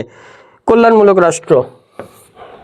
কোনটি কল্যাণমূলক রাষ্ট্রের মানে কাজ নয়? ঠিক আছে, কল্যাণমূলক রাষ্ট্র সামাজিক নিরাপত্তা জোরদার করা, সচ্ছলদের উপর উচ্চ হারে কর ধার্য করা, গণমাধ্যমকে নিয়ন্ত্রণ করা, এইটা কাজ নয়। আচ্ছা, গুরুত্বপূর্ণ দেখি, আর গুরুত্বপূর্ণ বোর্ডে আসছে হলো আরেকটা দেখি 200। ঠিক আছে, এটা দেখি, এটা আসছে, এটা বোর্ডে আসছে, লক্ষ্য করো। কল্যাণমূলক রাষ্ট্র সর্বদা স্বার্থ রক্ষা করে। সর্বদা কার স্বার্থ রক্ষা করে? কৃষকদের স্বার্থ রক্ষা করে, শ্রমিকদের স্বার্থ রক্ষা করে। অভিজাতদের স্বার্থ এরকম রক্ষা করার কোনো কথা নাই। ঠিক আছে, 1 আর 2। ঠিক আছে, 1 আর 2 এই কটা পড়লেই হবে ইনশাল্লাহ। বাকি আরো কিছু আমি তোমাদের জন্য দাগায় পাঠিয়ে দেবো PDF-এ। ঠিক আছে, এই কটা পড়লেই হবে। টাইপ 4-এ ওইভাবে সৃজনশীল প্রশ্ন রাখা হয়নি, বুঝছো? টাইপ 5-এর আসো, আমরা বেসিক দিয়ে শুরু করি। ঠিক আছে, টাইপ 5-এ আমাদের সৃজনশীল প্রশ্ন কিন্তু থাকবে না। টাইপ 5-এর বেসিক শুরু করি, আসো। এই অংশের আমরা কিন্তু আলোচনাটা আগেও অনেকখানি করে রাখছি। দেখো, একই রকম, নতুন এখানে কিছু নাই। কেন্দ্র ও প্রদেশের ক্ষমতা ভাগাভাগির উপর ভিত্তি করে সরকার 2 ধরনের, তাই না? একটু আগেও কিন্তু আমরা এই আগের টপিকসে এই আলোচনাটা ছিল, যেমন এককেন্দ্রিক সরকার আর একটা হলো যুক্তরাষ্ট্রীয় সরকার। এই টাইপে এইটা একটু গভীরে আর একটু বিস্তারিত আলোচনা করা হবে। এককেন্দ্রিক সরকার জিনিসটা কি দেখো, মানে কেন্দ্রের সকল মানে সমস্ত ক্ষমতা কেন্দ্রীয় সরকারের হাতে থাকে এবং দেশের সকল সিদ্ধান্ত, সমস্ত সিদ্ধান্ত কেন্দ্র থেকে নেওয়া হয়। প্রদেশ বা অঞ্চলগুলো কোনো স্বতন্ত্র ক্ষমতা রাখে না, তারা কেবল কেন্দ্রের প্রতিনিধি হিসেবে কাজ করে। যেমন বাংলাদেশ, জাপান, যুক্তরাজ্য, সেম আগের টপিকসটাই। ঠিক আছে, সেম আগের টপিকসই। এই দেশের নাম মনে রাখো যে এককেন্দ্রিক সরকারের উদাহরণে বাংলাদেশ, জাপান, যুক্তরাজ্যের নাম আছে। ঠিক আছে, এককেন্দ্রিক সরকারের যে গুণাবলী আমরা আগেও কিন্তু এটা দেখছি, একই রকম একই জিনিস। ঠিক আছে, আর ছোট রাষ্ট্রের জন্য উপযোগী, যেমন বাংলাদেশ, শ্রীলঙ্কা। ঠিক আছে, বাংলাদেশ, শ্রীলঙ্কা সেম একই আলোচনা। ঠিক আছে, এখানে নতুনত্ব আমাদের কিছু নাই, শুধুমাত্র 2 বার লেখছে খালি। ঠিক আছে, এখানে 2 বার লেখছে, কিন্তু এখানে নতুনত্ব কিছু নাই। ঠিক আছে, আমরা একটু আগে যে আলোচনাগুলো করছি সেম এর সাথে নতুনত্ব কিছু নাই। যেমন সহজ সংগঠন, সিদ্ধান্ত একবার নেওয়া যায়, সব দেশে সহজে বাস্তবায়ন করা যায়। জাতীয় ঐক্য, সব প্রদেশে একই আইন এবং নীতি প্রযোজ্য, ফলে দেশের সংহতি থাকে। খরচ কম, প্রশাসনের ব্যয় কম, কারণ কেন্দ্রীয় সরকার সব কাজ করে। দ্রুত সিদ্ধান্ত, আঞ্চলিক পরামর্শের প্রয়োজন নেই, তাই দ্রুত সিদ্ধান্ত নেওয়া যায়। ছোট রাষ্ট্রের জন্য উপযোগী, যেমন বাংলাদেশ, শ্রীলঙ্কা। এককেন্দ্রিক সরকারের যে ত্রুটিগুলো আছে, কাজের চাপ অনেক বেশি, সব ক্ষমতা কেন্দ্রের হাতে থাকায় প্রশাসকদের কাজের চাপ অনেক বেশি থাকে। স্থানীয় নেতৃত্ব বিকাশে বাধা, স্থানীয় পর্যায়ে মানুষ রাজনৈতিকভাবে অংশ নিতে পারে না। আচ্ছা, স্থানীয় সমস্যা উপেক্ষা, কেন্দ্র সব জায়গায় সমস্যা ঠিকভাবে বুঝতে পারে না, কারণ কেন্দ্রে ক্ষমতা একত্রীভূত থাকে, অন্য জায়গায় তাদের সাথে কমিউনিকেশন একটা গ্যাপ তৈরি হয়, এই কারণে স্থানীয় সমস্যাটা উপেক্ষিত হয়, বড় রাষ্ট্রের জন্য উপযুক্ত নয়। আচ্ছা, বড় দেশের ভাষা, সংস্কৃতি এবং অঞ্চল ভিত্তিক পার্থক্য থাকায় কেন্দ্র একা সবকিছু সামাল দিতে পারে না। স্বেচ্ছাচারিতা, সব ক্ষমতা কেন্দ্রে থাকায় কেন্দ্রের অতিরিক্ত নিয়ন্ত্রণের সম্ভাবনা থাকে। আচ্ছা, এবার যুক্তরাষ্ট্রীয় সরকার ব্যবস্থায় আসো। বিষয়গুলো একই, ঘুরে ফিরে একই আলোচনা। যুক্তরাষ্ট্রীয় সরকার বলতে এমন সরকারকে বোঝায় যেখানে ক্ষমতাটা কেন্দ্রে একত্রীভূত থাকে না, একাধিক অঞ্চল বা প্রদেশ মিলে একটি কেন্দ্রীয় সরকার গঠন করা হয়। এতে ক্ষমতা 2 ভাগে বিভক্ত থাকে, যেমন প্রাদেশিক বা আঞ্চলিক সরকার নিজের এলাকায় স্বাধীনভাবে সিদ্ধান্ত নিতে পারে, আর কেন্দ্রীয় সরকার মানে জাতীয় বিষয়গুলো নিয়ন্ত্রণ করে। এ ধরনের সরকারে দ্বৈত সরকার ব্যবস্থা থাকে, সরকারের 2টো রূপ থাকে, দ্বৈত ব্যবস্থা থাকে। উদাহরণে আসো, ভারত, মার্কিন যুক্তরাষ্ট্র, কানাডা। এইটা একটু মনে রাখো। ঠিক আছে, এই যে এইটা মনে রাখো, যে যুক্তরাষ্ট্রীয় সরকার ব্যবস্থায় কোন দেশগুলো, ভারত, মার্কিন যুক্তরাষ্ট্র, কানাডা, এইগুলো একটু মনে রাখো, ঠিক আছে? এগুলো এমসিকিউ এর জন্য খুবই গুরুত্বপূর্ণ। আসো, যুক্তরাষ্ট্রীয় সরকারের গুণ জাতীয় ঐক্য এবং আঞ্চলিক স্বাতন্ত্র্য বজায় রাখে, কারণ প্রত্যেক প্রদেশ, প্রত্যেক অঞ্চলে ক্ষমতা থাকে, এই কারণে আঞ্চলিক বৈচিত্র্য থাকা সত্ত্বেও জাতীয় ঐক্য গড়ে ওঠে। কেন্দ্রীয় সরকারের চাপ কম থাকে, কেন্দ্রের সকল ক্ষমতা কেন্দ্রীভূত বা একত্রীভূত থাকে না, প্রশাসনের সর্বস্তরে ক্ষমতা থাকে, এই কারণে কেন্দ্রের চাপ কেন্দ্রের উপর দায়িত্বের চাপ কমে যায়। আঞ্চলিক সমস্যা সমাধানের সহায়ক, স্থানীয় সরকারের অঞ্চলভিত্তিক সমস্যা সহজে চিহ্নিত এবং সমাধান করতে পারে। রাজনৈতিক চেতনা এবং স্থানীয় নেতৃত্ব বৃদ্ধি করে, মানুষ দুই স্তরের সরকারের প্রতি সচেতন হয় এবং স্থানীয় নেতৃত্ব বিকাশ পায়। আচ্ছা, কেন্দ্রের স্বেচ্ছাচারিতা কমায়, কেন্দ্রে যেহেতু সকল ক্ষমতা কেন্দ্রীভূত থাকে না বা একত্রীভূত থাকে না, এই কারণে কেন্দ্র যা মন চায় তা করতে পারে না, অর্থাৎ কেন্দ্রের স্বেচ্ছাচারিতা হ্রাস পায়। স্থানীয় সরকারের ত্রুটির ক্ষেত্রে আসো, জটিল শাসন ব্যবস্থা, যেহেতু বিভিন্ন প্রশাসন বা বিভিন্ন কেন্দ্রে বিভিন্ন অঞ্চল ভিত্তিক ক্ষমতাটা সরানো থাকে, তার মানে এইটা নিয়ন্ত্রণ করা বা এই শাসন ব্যবস্থাটা কিন্তু তখন জটিল হয়ে যায়। ক্ষমতার দ্বন্দ্ব, বিভিন্ন কেন্দ্রে ক্ষমতা বিভিন্নভাবে বিভিন্ন জনগণের কাছে কেন্দ্রীভূত থাকার কারণে এক কেন্দ্রের সাথে অন্য কেন্দ্রের বা এক প্রদেশের সাথে অন্য প্রদেশের কিন্তু ক্ষমতা নিয়ে দ্বন্দ্ব শুরু হয়ে যেতে পারে। দুর্বল সরকার, এখানে কেন্দ্রে কোনো ক্ষমতা থাকে না বা কেন্দ্রে কোনো ক্ষমতা থাকলেও অল্প পরিমাণে থাকে, মানে সকল প্রদেশে বা সকল অঞ্চলে ক্ষমতা সমান ভাগে বন্টন করা হয়। এক্ষেত্রে কিন্তু মেইন কেন্দ্রের ক্ষমতা যদি না থাকে তাহলে দুর্বল একটা ভিত তৈরি হয়। আচ্ছা, বিচ্ছিন্ন হওয়ার সম্ভাবনা, প্রদেশগুলো স্বতন্ত্র হওয়ায় বিচ্ছিন্ন হওয়ার চেষ্টা করতে পারে, মানে যে কোনো প্রদেশ নিজেই স্বাধীনতা অর্জনের চেষ্টা করতে পারে। ব্যয়বহুল, দ্বৈত সরকারের কাঠামোর কারণে প্রশাসনের খরচ অনেক বেশি হয়। আচ্ছা, সরকারের শ্রেণী বিভাগে আসো, আইন ও শাসন বিভাগের ভিত্তিতে, ঠিক আছে? আইন ও শাসন বিভাগের ভিত্তিতে সরকারের দুটি গুরুত্বপূর্ণ অংশ আছে, সরকারের দুটি গুরুত্বপূর্ণ অংশ আমরা লক্ষ্য করি। এর উপর ভিত্তি করে সরকার দুই ধরনের হয়, একটা হলো সংসদীয় সরকার আর একটা হলো রাষ্ট্রপতি শাসিত সরকার। সংসদীয় সরকার আর রাষ্ট্রপতি শাসিত সরকার। এবার সংসদীয় সরকার আর রাষ্ট্রপতি শাসিত সরকার নিয়ে আমরা একটু পরবর্তীতে আলোচনা করি, ঠিক আছে? পরবর্তী আমরা টাইপ 6 এই বিষয়গুলো নিয়ে আলোচনা করব, ঠিক আছে? এটা আমাদের টাইপ 6 আলোচনা হবে। আসো আমরা এই টাইপের এই এমসিকিউ গুলো একটু আলোচনা করি। আসো, টাইপ 5 এর এমসিকিউ। 218 সরকারকে কয় ভাগে ভাগ করা যায়? একটু আগে আমরা দেখছি সরকারকে দুই ভাগে ভাগ করা যায়।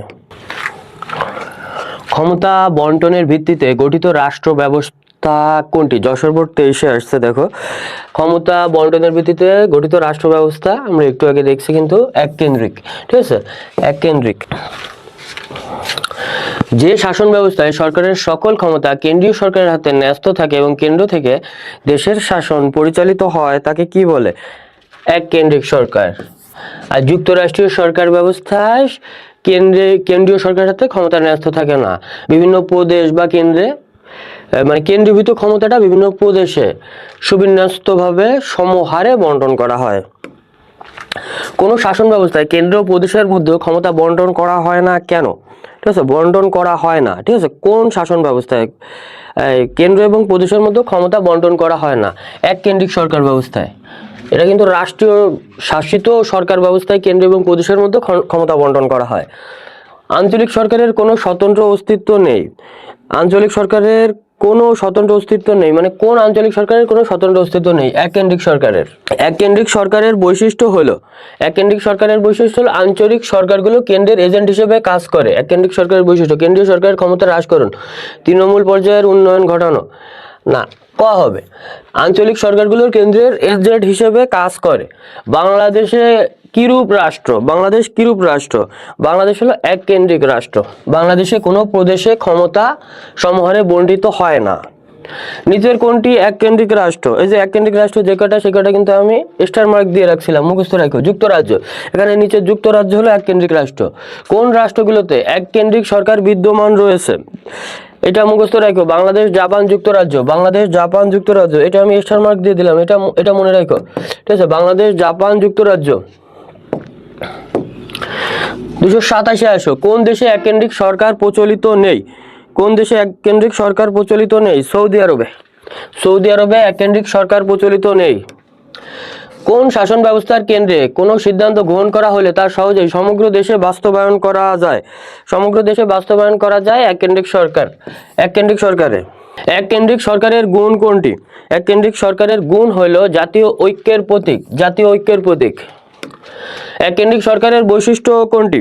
এককেন্দ্রিক সরকারের বৈশিষ্ট্য হলো জাতীয় ঐক্যের প্রতীক। জাতীয় ঐক্যের প্রতীক। মিতব্যয়িতা কোন সরকারের গুণাবলী? মিতব্যয়িতা এককেন্দ্রিক সরকারের গুণাবলী। এককেন্দ্রিক সরকারের গুণাবলী। কোন ধরনের সরকার ব্যবস্থায় খরচ কম এবং সহজে যে কোনো ব্যাপারে সিদ্ধান্ত নিতে পারে? এককেন্দ্রিক সরকারে। এককেন্দ্রিক সরকার। এককেন্দ্রিক সরকার। এককেন্দ্রিক সরকারে 233 আসো। এককেন্দ্রিক সরকারে প্রশাসনিক ব্যয় কম।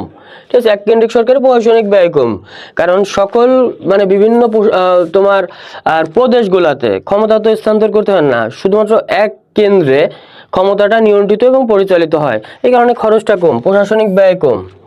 এককেন্দ্রিক সরকারের প্রশাসনিক ব্যয় কম হওয়ার কারণ কি? এককেন্দ্রিক সরকারের প্রশাসনিক ব্যয় কম হওয়ার কারণ, এতে কেবল কেন্দ্রের সরকার গঠন করা হয়, কেবল যেটা বললাম যে কথাটা। দ্রুত সিদ্ধান্ত গ্রহণ কোন সরকারের গুণাবলী? দ্রুত সিদ্ধান্ত গ্রহণ, যেহেতু একাই রাজা, কেন্দ্রের সকল ক্ষমতা, তাহলে এককেন্দ্রিক। আচ্ছা, আমরা এখানে গুরুত্বপূর্ণ এমসিকিউতে আসি। ঠিক আছে, যেগুলো গুরুত্বপূর্ণ, এখানে গুরুত্বপূর্ণ আর এমসিকিউ যেগুলো আছে, বহুপদীর ক্ষেত্রে একটু আমরা যাই। বহুপদীর ক্ষেত্রে একটু যাই। ঠিক আছে, বহুপদীতে আসো। যুক্তরাষ্ট্রীয় সরকার গঠন প্রণালী জটিল কারণ কি? ঠিক আছে, জটিল কারণ কেন্দ্র ও প্রদেশের মধ্যে ভালো সম্পর্ক তৈরি করা সহজ নয়। যুক্তরাষ্ট্রীয় সরকারে আমরা জানি যে অনেকগুলো প্রদেশের ক্ষমতা বিভিন্নভাবে হস্তান্তর করে ক্ষমতাগুলো সমবন্টন করা হয়, সকলের মাঝে ক্ষমতা বন্টনে অসুবিধার সৃষ্টি হয়, আইন প্রণয়ন ও বাস্তবায়নের জটিলতা সৃষ্টি হয়। যশোর বোর্ড 22-এ আসছে। ঘ হবে। এককেন্দ্রিক সরকারের ত্রুটি সমূহ হলো, 268-তে আসো। এককেন্দ্রিক সরকারের ত্রুটি সমূহ হলো স্থায়ী নেতৃত্ব গড়ার ক্ষেত্রে অনুপযোগী, হ্যাঁ, আর সারা দেশের জন্য অভিন্ন পরিকল্পনা ও সিদ্ধান্ত গ্রহণ করতে হয়, এটাও ছোট রাষ্ট্রের অনুপযোগী। এককেন্দ্রিক সরকারের না, ছোট রাষ্ট্রের জন্য এককেন্দ্রিক সরকার ভালো, তাহলে ক হবে। ক। যুক্তরাষ্ট্রীয় সরকার ব্যবস্থায় 269-এ আসো। যুক্তরাষ্ট্রীয় সরকার ব্যবস্থায় স্থানীয় সমস্যা দ্রুত সমাধান করা সম্ভব, অলিখিত সংবিধান উপযোগী না, দ্বৈত সরকার ব্যবস্থা বিদ্যমান। দ্বৈত সরকার ব্যবস্থা।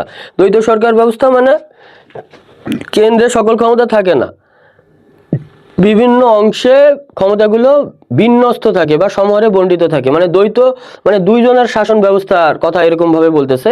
দুইজন না, এখানে 3জন 4জন, প্রদেশে অনেকগুলো প্রদেশ থাকতে পারে, অনেক প্রদেশে অনেকভাবে নিয়ন্ত্রিত হতে পারে। তাহলে 1 আর 3 খ।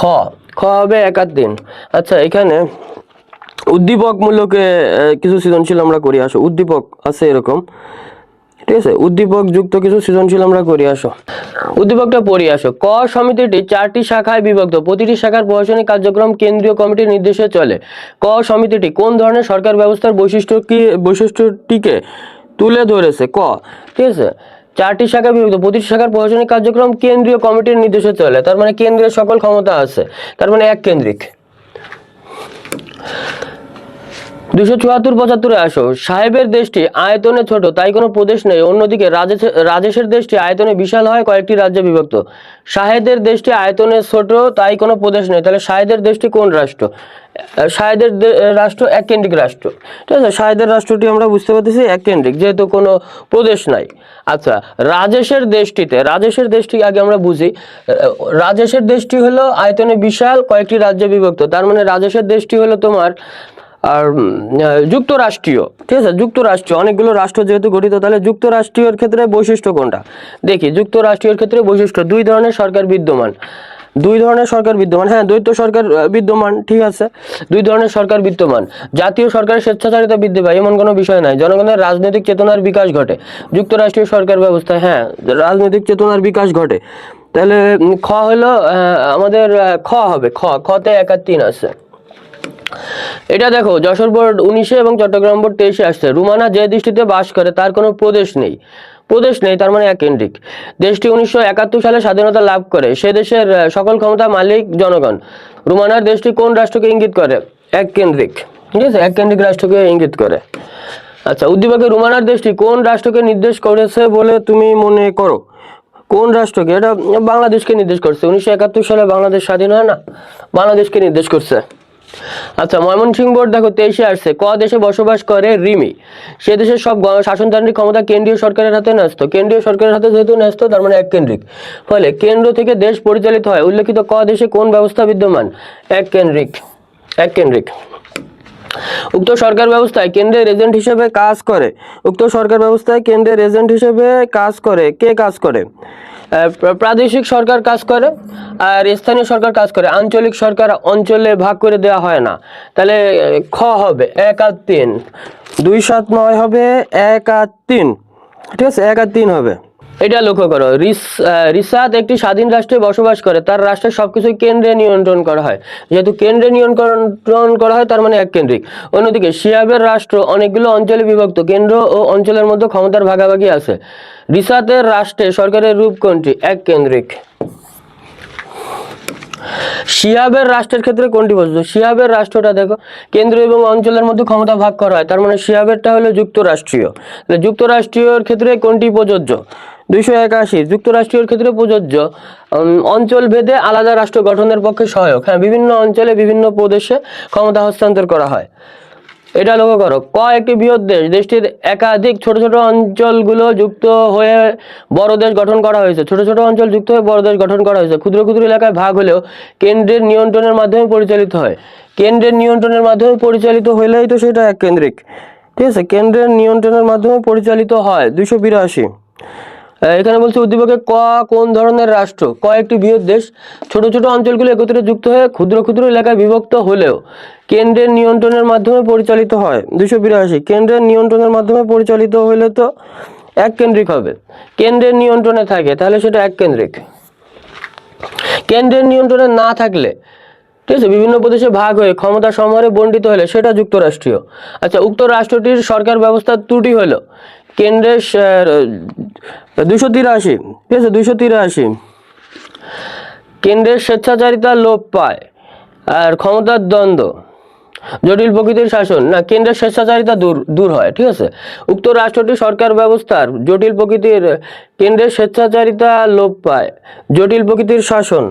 না, এটা জটিল প্রকৃতির শাসন তো যুক্তরাষ্ট্রীয়। আর ক্ষমতার দ্বন্দ্ব, ত্রুটি হলো কেন্দ্রের স্বেচ্ছাচারিতা, কেন্দ্রের স্বেচ্ছাচারিতা, ঠিক আছে, এটা হলো ত্রুটি।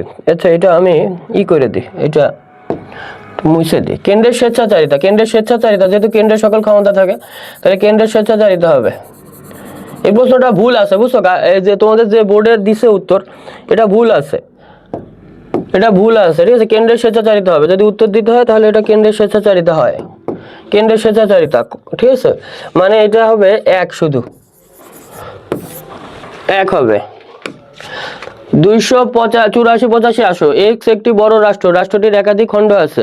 ছোট ছোট খণ্ডগুলো একত্রে মিলিত হয়ে একটি বড় রাষ্ট্র গঠন করছে। খণ্ডগুলো কেন্দ্রের নিয়ন্ত্রণে পরিচালিত। উদ্দীপকের এক্স রাষ্ট্রটি কোন ধরনের? 284-তে আসো, এক্স রাষ্ট্রটি কোন ধরনের? ঠিক আছে, একটি বড় রাষ্ট্র, রাষ্ট্রটির একাধিক খণ্ড, ছোট ছোট খণ্ডগুলো একত্রিত হয়ে একটি বড় রাষ্ট্র গঠন করছে, কেন্দ্রের নিয়ন্ত্রণে পরিচালিত হয়। যুক্তরাষ্ট্রীয়, ঠিক আছে, এটা যুক্তরাষ্ট্রীয় হবে। 85-তে আসো, উক্ত রাষ্ট্রটি যে জন্য দরকার তা হলো দেশের উন্নতির জন্য, খণ্ড খণ্ড অঞ্চলকে স্বাধীন করার জন্য না। এই 3 হবে, ঠিক আছে, 1 আর 3। এই যে বৃহৎ অর্থনীতি গঠনের জন্য, খ 1 আর 3 হবে। এই কয়টা এমসিকিউ পড়লে ইনশাল্লাহ হয়ে যাবে, ঠিক আছে। আসো আমরা টাইপ 5-এর সৃজনশীলে চলে আসি। টাইপ 5-এ অনেকগুলো আমি সৃজনশীল প্রশ্ন রাখছি। দেখো, দিনাজপুর বোর্ড 2023-এ আসো, দিনাজপুর বোর্ড 23-এ।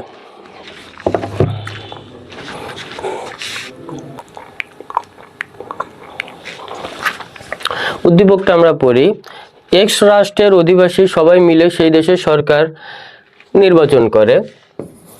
এই কাজটি তারা অত্যন্ত আনন্দের সাথে উৎসবের মতো পালন করে। তাদের মতামতের উপর ভিত্তি করেই সরকারের স্থায়িত্ব নির্ভর করে। তাহলে এটা কিন্তু ওই যে গণতান্ত্রিক একটা ব্যবস্থার কথা বলছে, তাই না? এই কাজটি তারা অত্যন্ত আনন্দের সাথে উৎসবের মতো পালন করে। তারা মতামতের উপর ভিত্তি করে সরকারের স্থায়িত্ব নির্ভর করে। ওয়াই রাষ্ট্র অনেকগুলো অঞ্চল নিয়ে গঠিত, মানে এটা এক কেন্দ্রিক, গণতান্ত্রিক এবং এক কেন্দ্রিক। ওয়াই রাষ্ট্র অনেকগুলো অঞ্চল নিয়ে গঠিত। সকল অঞ্চলের উন্নতির অর্থ ওয়াই রাষ্ট্রের উন্নতি, সকল অঞ্চলের উন্নতির অর্থ ওয়াই রাষ্ট্রের উন্নতি। মানে এটা বিভিন্ন প্রদেশে ক্ষমতা হস্তান্তরের মাধ্যমে সরকার ব্যবস্থা চালু করা হয়েছে, তাহলে প্রত্যেক অঞ্চলের পৃথক সরকার থাকলেও আবার সকলে মিলে একটি রাষ্ট্রের অধিবাসী। তাহলে এইটা কিন্তু আমাদের যুক্তরাষ্ট্রীয় ব্যবস্থা। তাহলে একনায়কতন্ত্র কাকে বলে? একনায়কতন্ত্র অনেকটা স্বৈরতান্ত্রিক শাসন ব্যবস্থার অনুরূপ, যেখানে একজন মাত্র মানে কেন্দ্রের সকল ক্ষমতা বা একজনই রাজা থাকে। মানে এখানে তোমার রাজা যা বলবে অনেকটা সেরকমই একটা ব্যবস্থা। একনায়কতন্ত্র মূলত গণতন্ত্র বিপরীত, এটা স্বৈরতন্ত্র অনেকটা। যে শাসন ব্যবস্থায় শাসনের সকল ক্ষমতা জনগণের হাতে ন্যস্ত থাকে না, বা জনগণ ভোটাধিকারের মাধ্যমে শাসক নির্বাচন করতে পারে না। এখানে একজন স্বেচ্ছাচারী শাসক বা দল শ্রেণীর হাতে, শাসক বা দলগত শ্রেণীগতভাবে একনায়কতন্ত্র মানে ন্যস্ত থাকে, তাকে একনায়কতন্ত্র বলা হয়। আচ্ছা, খতে দেখো বলছে একনায়কতন্ত্র বিশ্ব শান্তির বিরোধী। একনায়কতন্ত্র তো মূলত স্বৈরাচারী, যা মন চায় তাই করে তার দেশে, অন্যদের কোনো মতামতের প্রাধান্য দেয় না। এটা বিশ্ব শান্তির পক্ষে তো মানে বিরোধী হবেই, তাই না? একনায়কতন্ত্র একটি স্বেচ্ছাচারী এবং উগ্রবাদী শাসন ব্যবস্থা, এই কারণে এটি বিশ্ব শান্তির বিরোধী। আচ্ছা, একনায়কতন্ত্রে উগ্র জাতীয়তাবোধ ধারণা লালন করা হয় ক্ষমতার লোভে একনায়কতন্ত্রের মধ্যে যুদ্ধংদেহী মনোভাব সৃষ্টি করে। শক্তি প্রদর্শনের মাধ্যমে শাসক তার জনপ্রিয়তা বৃদ্ধির চেষ্টা করে। বিংশ শতাব্দীর জার্মানির একনায়ক এডলফ হিটলার এ ধরনের মনোভাব পোষণ করে সারা বিশ্বে ধ্বংস ডেকে এনেছিলেন। ঠিক আছে, কয়েক লক্ষ ইহুদিদের উনি হত্যা করছিলেন। একনায়কতান্ত্রিক মনোভাবে এভাবে আন্তর্জাতিক শান্তির পরিপন্থী থাকে বলে বর্তমান বিশ্বে এটা কিন্তু বিশ্ব শান্তির বিরোধী ভূমিকা হিসেবে পালন করে। আচ্ছা, গতে এক্স রাষ্ট্রের শাসন ব্যবস্থার ধরন ব্যাখ্যা করো। এক্স রাষ্ট্রের যে শাসন ব্যবস্থা আমরা দেখতেছি এটা কিন্তু গণতান্ত্রিক এবং এককেন্দ্রিক। ঠিক আছে, এটা এককেন্দ্রিক শাসন ব্যবস্থা।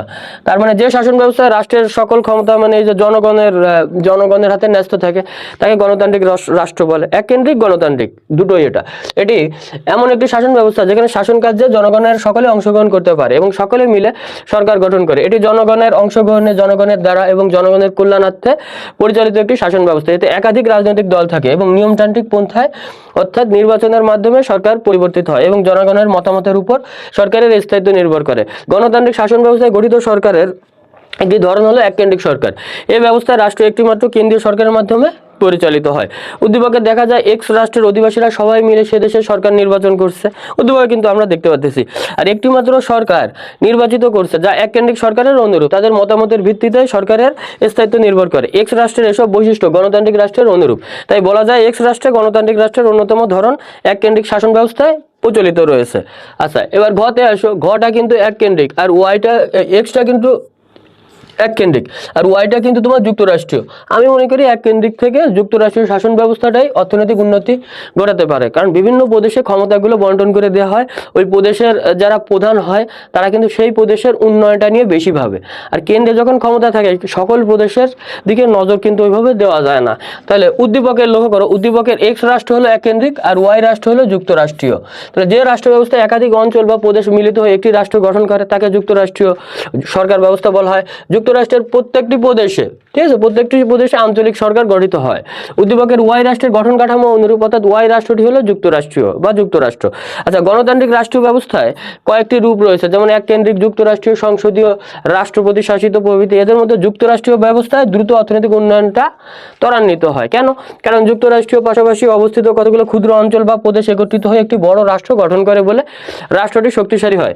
এই ব্যবস্থায় কেন্দ্র ও প্রদেশের মধ্যে সংবিধানের মাধ্যমে ক্ষমতা বন্টন করে দেওয়া হয় বলে প্রশাসনের দক্ষতা বৃদ্ধি পায়। যুক্তরাষ্ট্রীয় সরকার রাষ্ট্রের বিভিন্ন এলাকার সম্পদ আহরণের মাধ্যমে একটি বৃহৎ অর্থনীতি গঠন করে রাষ্ট্রকে উন্নতির দিকে নিয়ে যেতে পারে, তাই না? তাহলে আমাদের শেষ প্যারাটায় দেখো আমরা তাহলে করে দিই।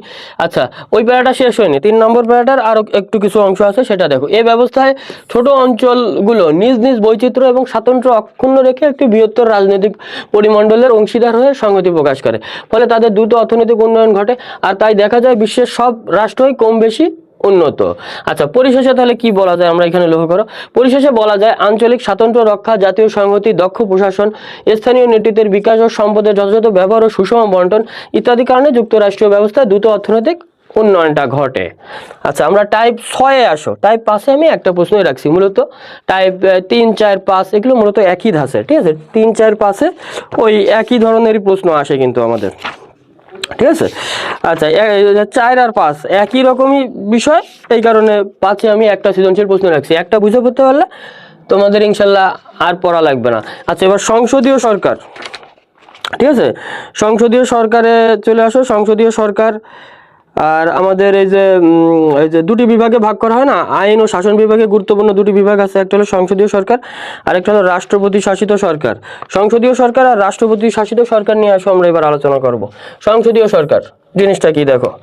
আচ্ছা, যে সরকার শাসন বিভাগ এবং আইন বিভাগের মধ্যে, যে সরকারের শাসন বিভাগ এবং আইন বিভাগের মধ্যে ঘনিষ্ঠ সম্পর্ক বিদ্যমান থাকে, শাসন বিভাগ এবং আইন বিভাগের মধ্যে ঘনিষ্ঠ সম্পর্ক বিদ্যমান থাকে এবং শাসন বিভাগের স্থায়িত্ব আইন বিভাগের উপর নির্ভরশীল।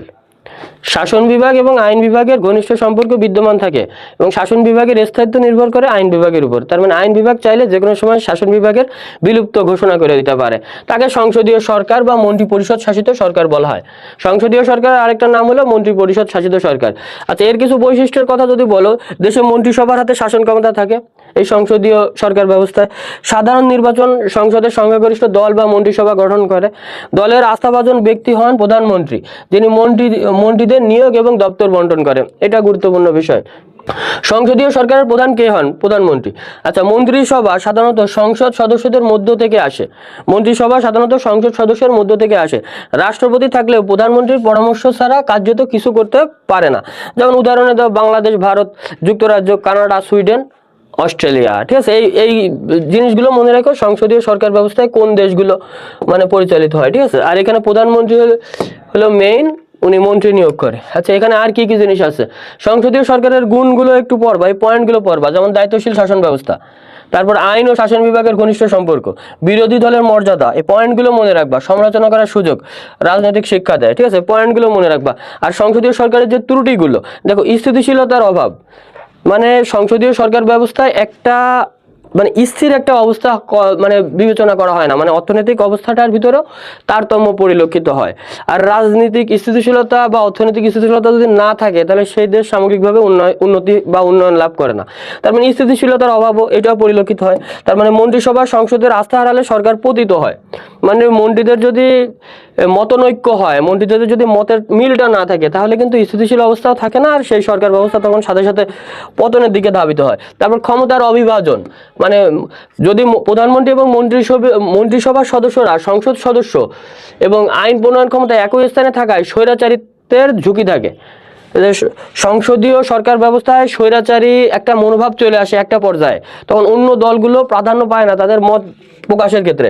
তারপর অতি দলীয় মনোভাব, সংসদীয় সরকার ব্যবস্থার আরেকটা ত্রুটি হলো একটা পর্যায়ে নিজের দলের চেতনা বা আদর্শটাই মূলত ফুটায় তোলে দেশবাসীর কাছে, অন্য দলগুলো নিগৃহীত হয়। সিদ্ধান্ত গ্রহণে বিলম্ব, যেহেতু অনেক মন্ত্রী থাকে, অনেক এমএলএ থাকে, এখন সবার সাথে পরামর্শ করে সঠিক সিদ্ধান্তে আসা, উপনীত হওয়া, এটা দুরূহ একটা ব্যাপার হয়ে যায়। পরবর্তীতে দেখো, রাষ্ট্রপতি শাসিত সরকারে আমরা আলোচনা করি। রাষ্ট্রপতি শাসিত সরকার, রাষ্ট্রপতি শাসিত সরকারের আগে সংজ্ঞাটা লক্ষ্য করো।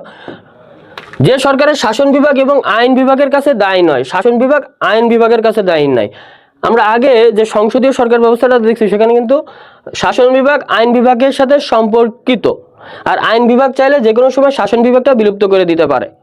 ঠিক আছে, কিন্তু এখানে আইন বিভাগ এবং মানে যে তোমার শাসন বিভাগ, তারা পরস্পর সম্পর্কযুক্ত নয়, একটা আরেকটার কাছে দায়ী নয়, তাকে রাষ্ট্রপতি শাসিত সরকার বলা হয়। আচ্ছা, রাষ্ট্রপতি নিজের পছন্দ মতো মন্ত্রিসভা গঠন করতে পারে। মন্ত্রিসভার সদস্যরা সংসদ সদস্য নন, মানে রাষ্ট্রপতি শাসিত সরকারের বৈশিষ্ট্য। মন্ত্রিসভা রাষ্ট্রপতির কাছে দায়ী, রাষ্ট্রপতি সর্বময় ক্ষমতার অধিকারী এবং প্রকৃত শাসক। এটার উদাহরণ হিসেবে মনে রাখো, উদাহরণটা খুবই গুরুত্বপূর্ণ। উদাহরণটা হলো এই যে তোমার যুক্তরাষ্ট্র মানে কিন্তু মার্কিন যুক্তরাষ্ট্র। ঠিক আছে, আমেরিকার কথা বলা হয়েছে, আমেরিকা হলো রাষ্ট্রপতি শাসিত সরকার, আমেরিকার রাষ্ট্রপতি শাসিত সরকার। এবার রাষ্ট্রপতি শাসিত সরকারের কিছু গুণ আছে, যেমন স্থিতিশীল শাসন, রাষ্ট্রপতি নির্দিষ্ট মেয়াদের জন্য নির্বাচিত, এই যে সংশোধনের মাধ্যমে ছাড়া অপসারণ করা সম্ভব না। তার মানে রাষ্ট্রপতিকে একটা প্রক্রিয়ায় অপসারণ করা যায়, সেটা হলো অভিসংশোধন। ঠিক আছে, অভিসংশোধন প্রক্রিয়াটার মাধ্যমে শুধুমাত্র রাষ্ট্রপতিকে অপসারণ করা যায়। যে পদ্ধতিতে রাষ্ট্রপতিকে অপসারণ করা যায় রাষ্ট্র শাসিত সরকার ব্যবস্থায়, সেটাকে বলে অভিসংশোধন।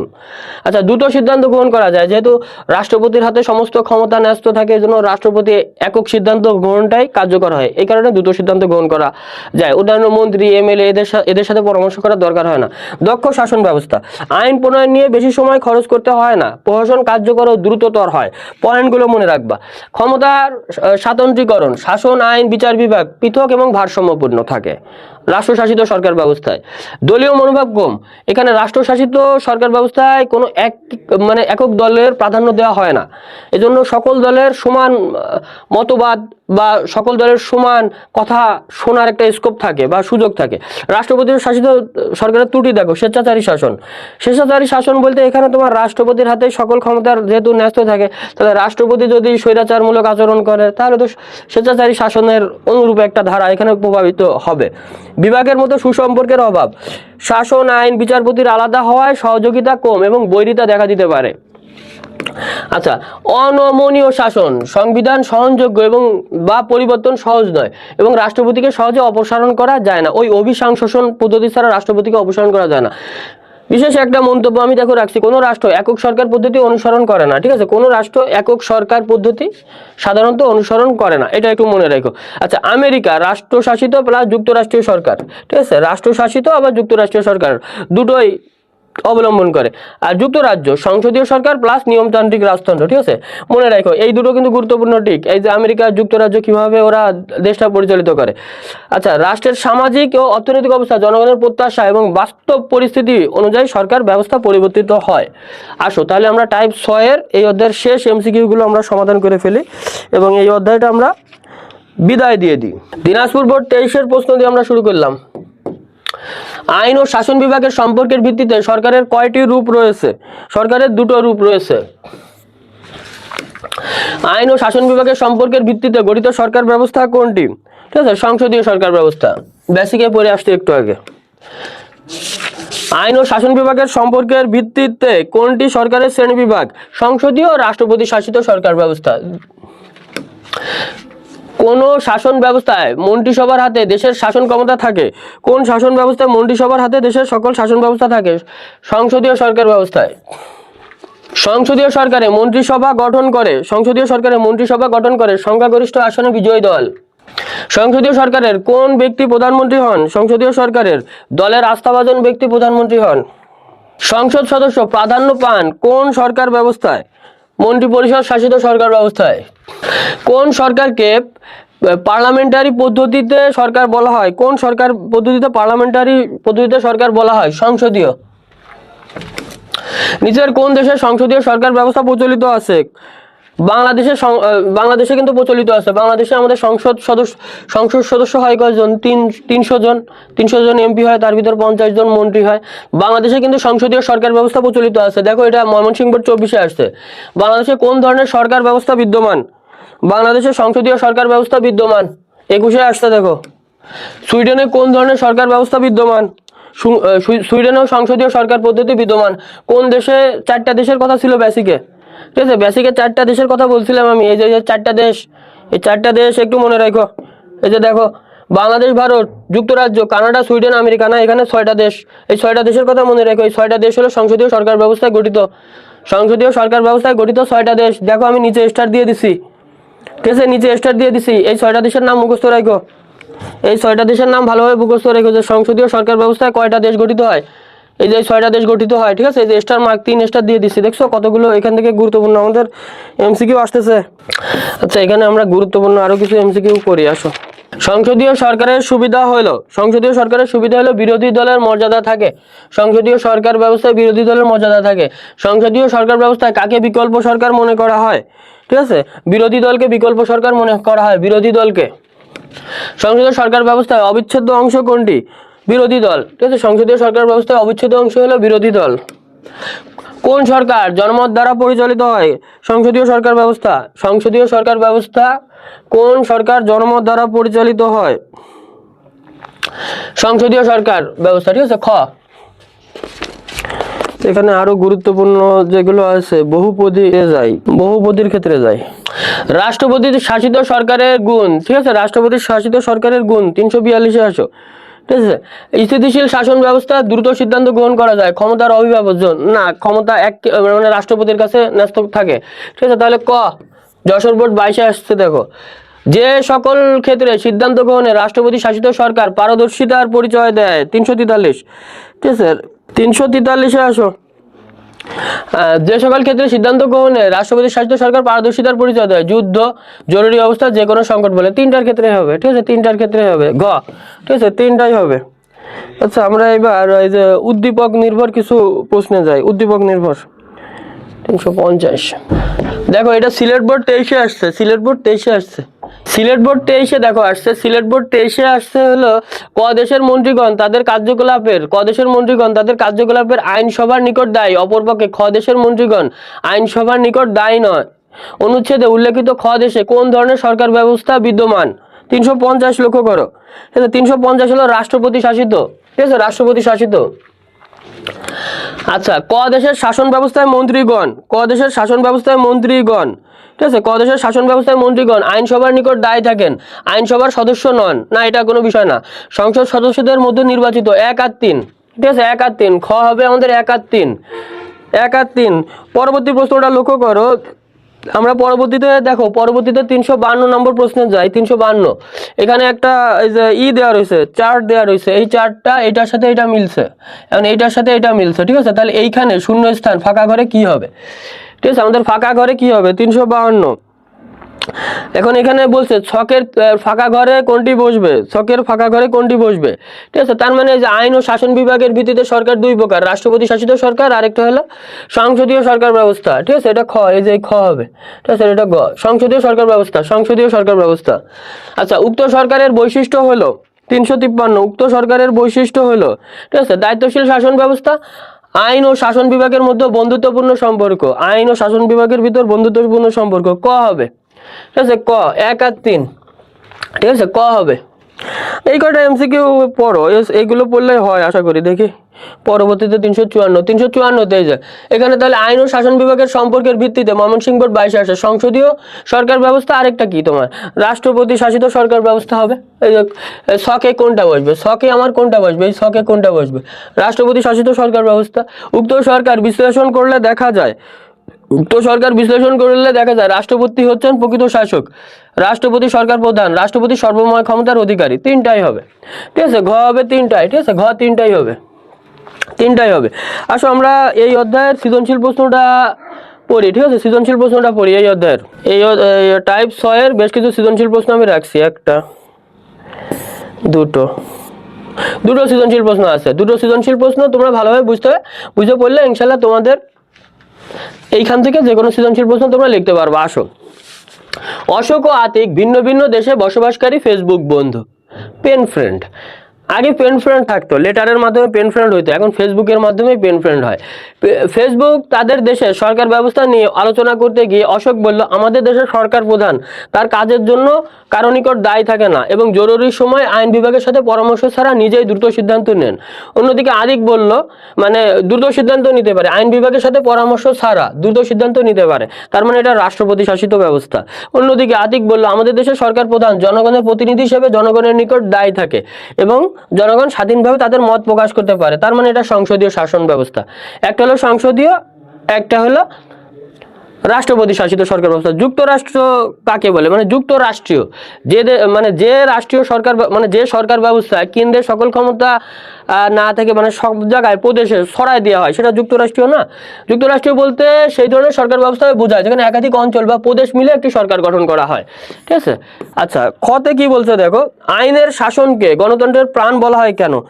আইনই তো গণতান্ত্রিক পরিবেশ নিশ্চিত করতে গেলে আইনের মূল ভূমিকা পালন করে বলে গণতান্ত্রিক শাসন ব্যবস্থায় আইনটাই, যে কোনো দেশের আইনটাই মূল ভূমিকা পালন করে, এজন্য আইনের শাসনকে গণতন্ত্রের শাসনের প্রাণ বলা হয়, ঠিক আছে। আইনের শাসনের অর্থ হচ্ছে কেউ আইনের ঊর্ধ্বে নয়, সবাই আইনের মানে অধীন, ছোট মানে সবাই আইনের অধীন বলতে ধনী গরিব উঁচু নিচু সবাই আইনের অধীন, আইনের দ্বারা নিয়ন্ত্রিত হয়। অন্য কথায় আইনের চোখে সবাই সমান, ফলে ধনী দরিদ্র সবল দুর্বল সকলের সমান অধিকার লাভ করে। আইনের শাসনের প্রাধান্য থাকলে সরকার ক্ষমতার অপব্যবহার থেকে বিরত থাকবে এবং জনগণ আইনের বিধান মেনে চলবে। বস্তুত জনগণের শাসন এবং প্রাধান্য বজায় রাখতে হলে আইনের শাসনের কোনো বিকল্প নাই, এজন্য আইনের শাসনকে গণতন্ত্রের প্রাণ বলা হয়। আচ্ছা উদ্দীপকের আমরা এবার দেখো গ নাম, এই যে গ, অশোক যে দেশে বসবাস করে, অশোক কোন দেশে বসবাস করে আমরা দেখি। অশোক এই অশোক হলো, এই যে দেখো অশোক বলল আমাদের দেশের সরকার প্রধান তার কাজের জন্য কারো নিকট দায়ী থাকেন এবং জরুরি সময় আইন বিভাগের সাথে পরামর্শ ছাড়া নিজেই দ্রুত সিদ্ধান্ত নিতে পারে।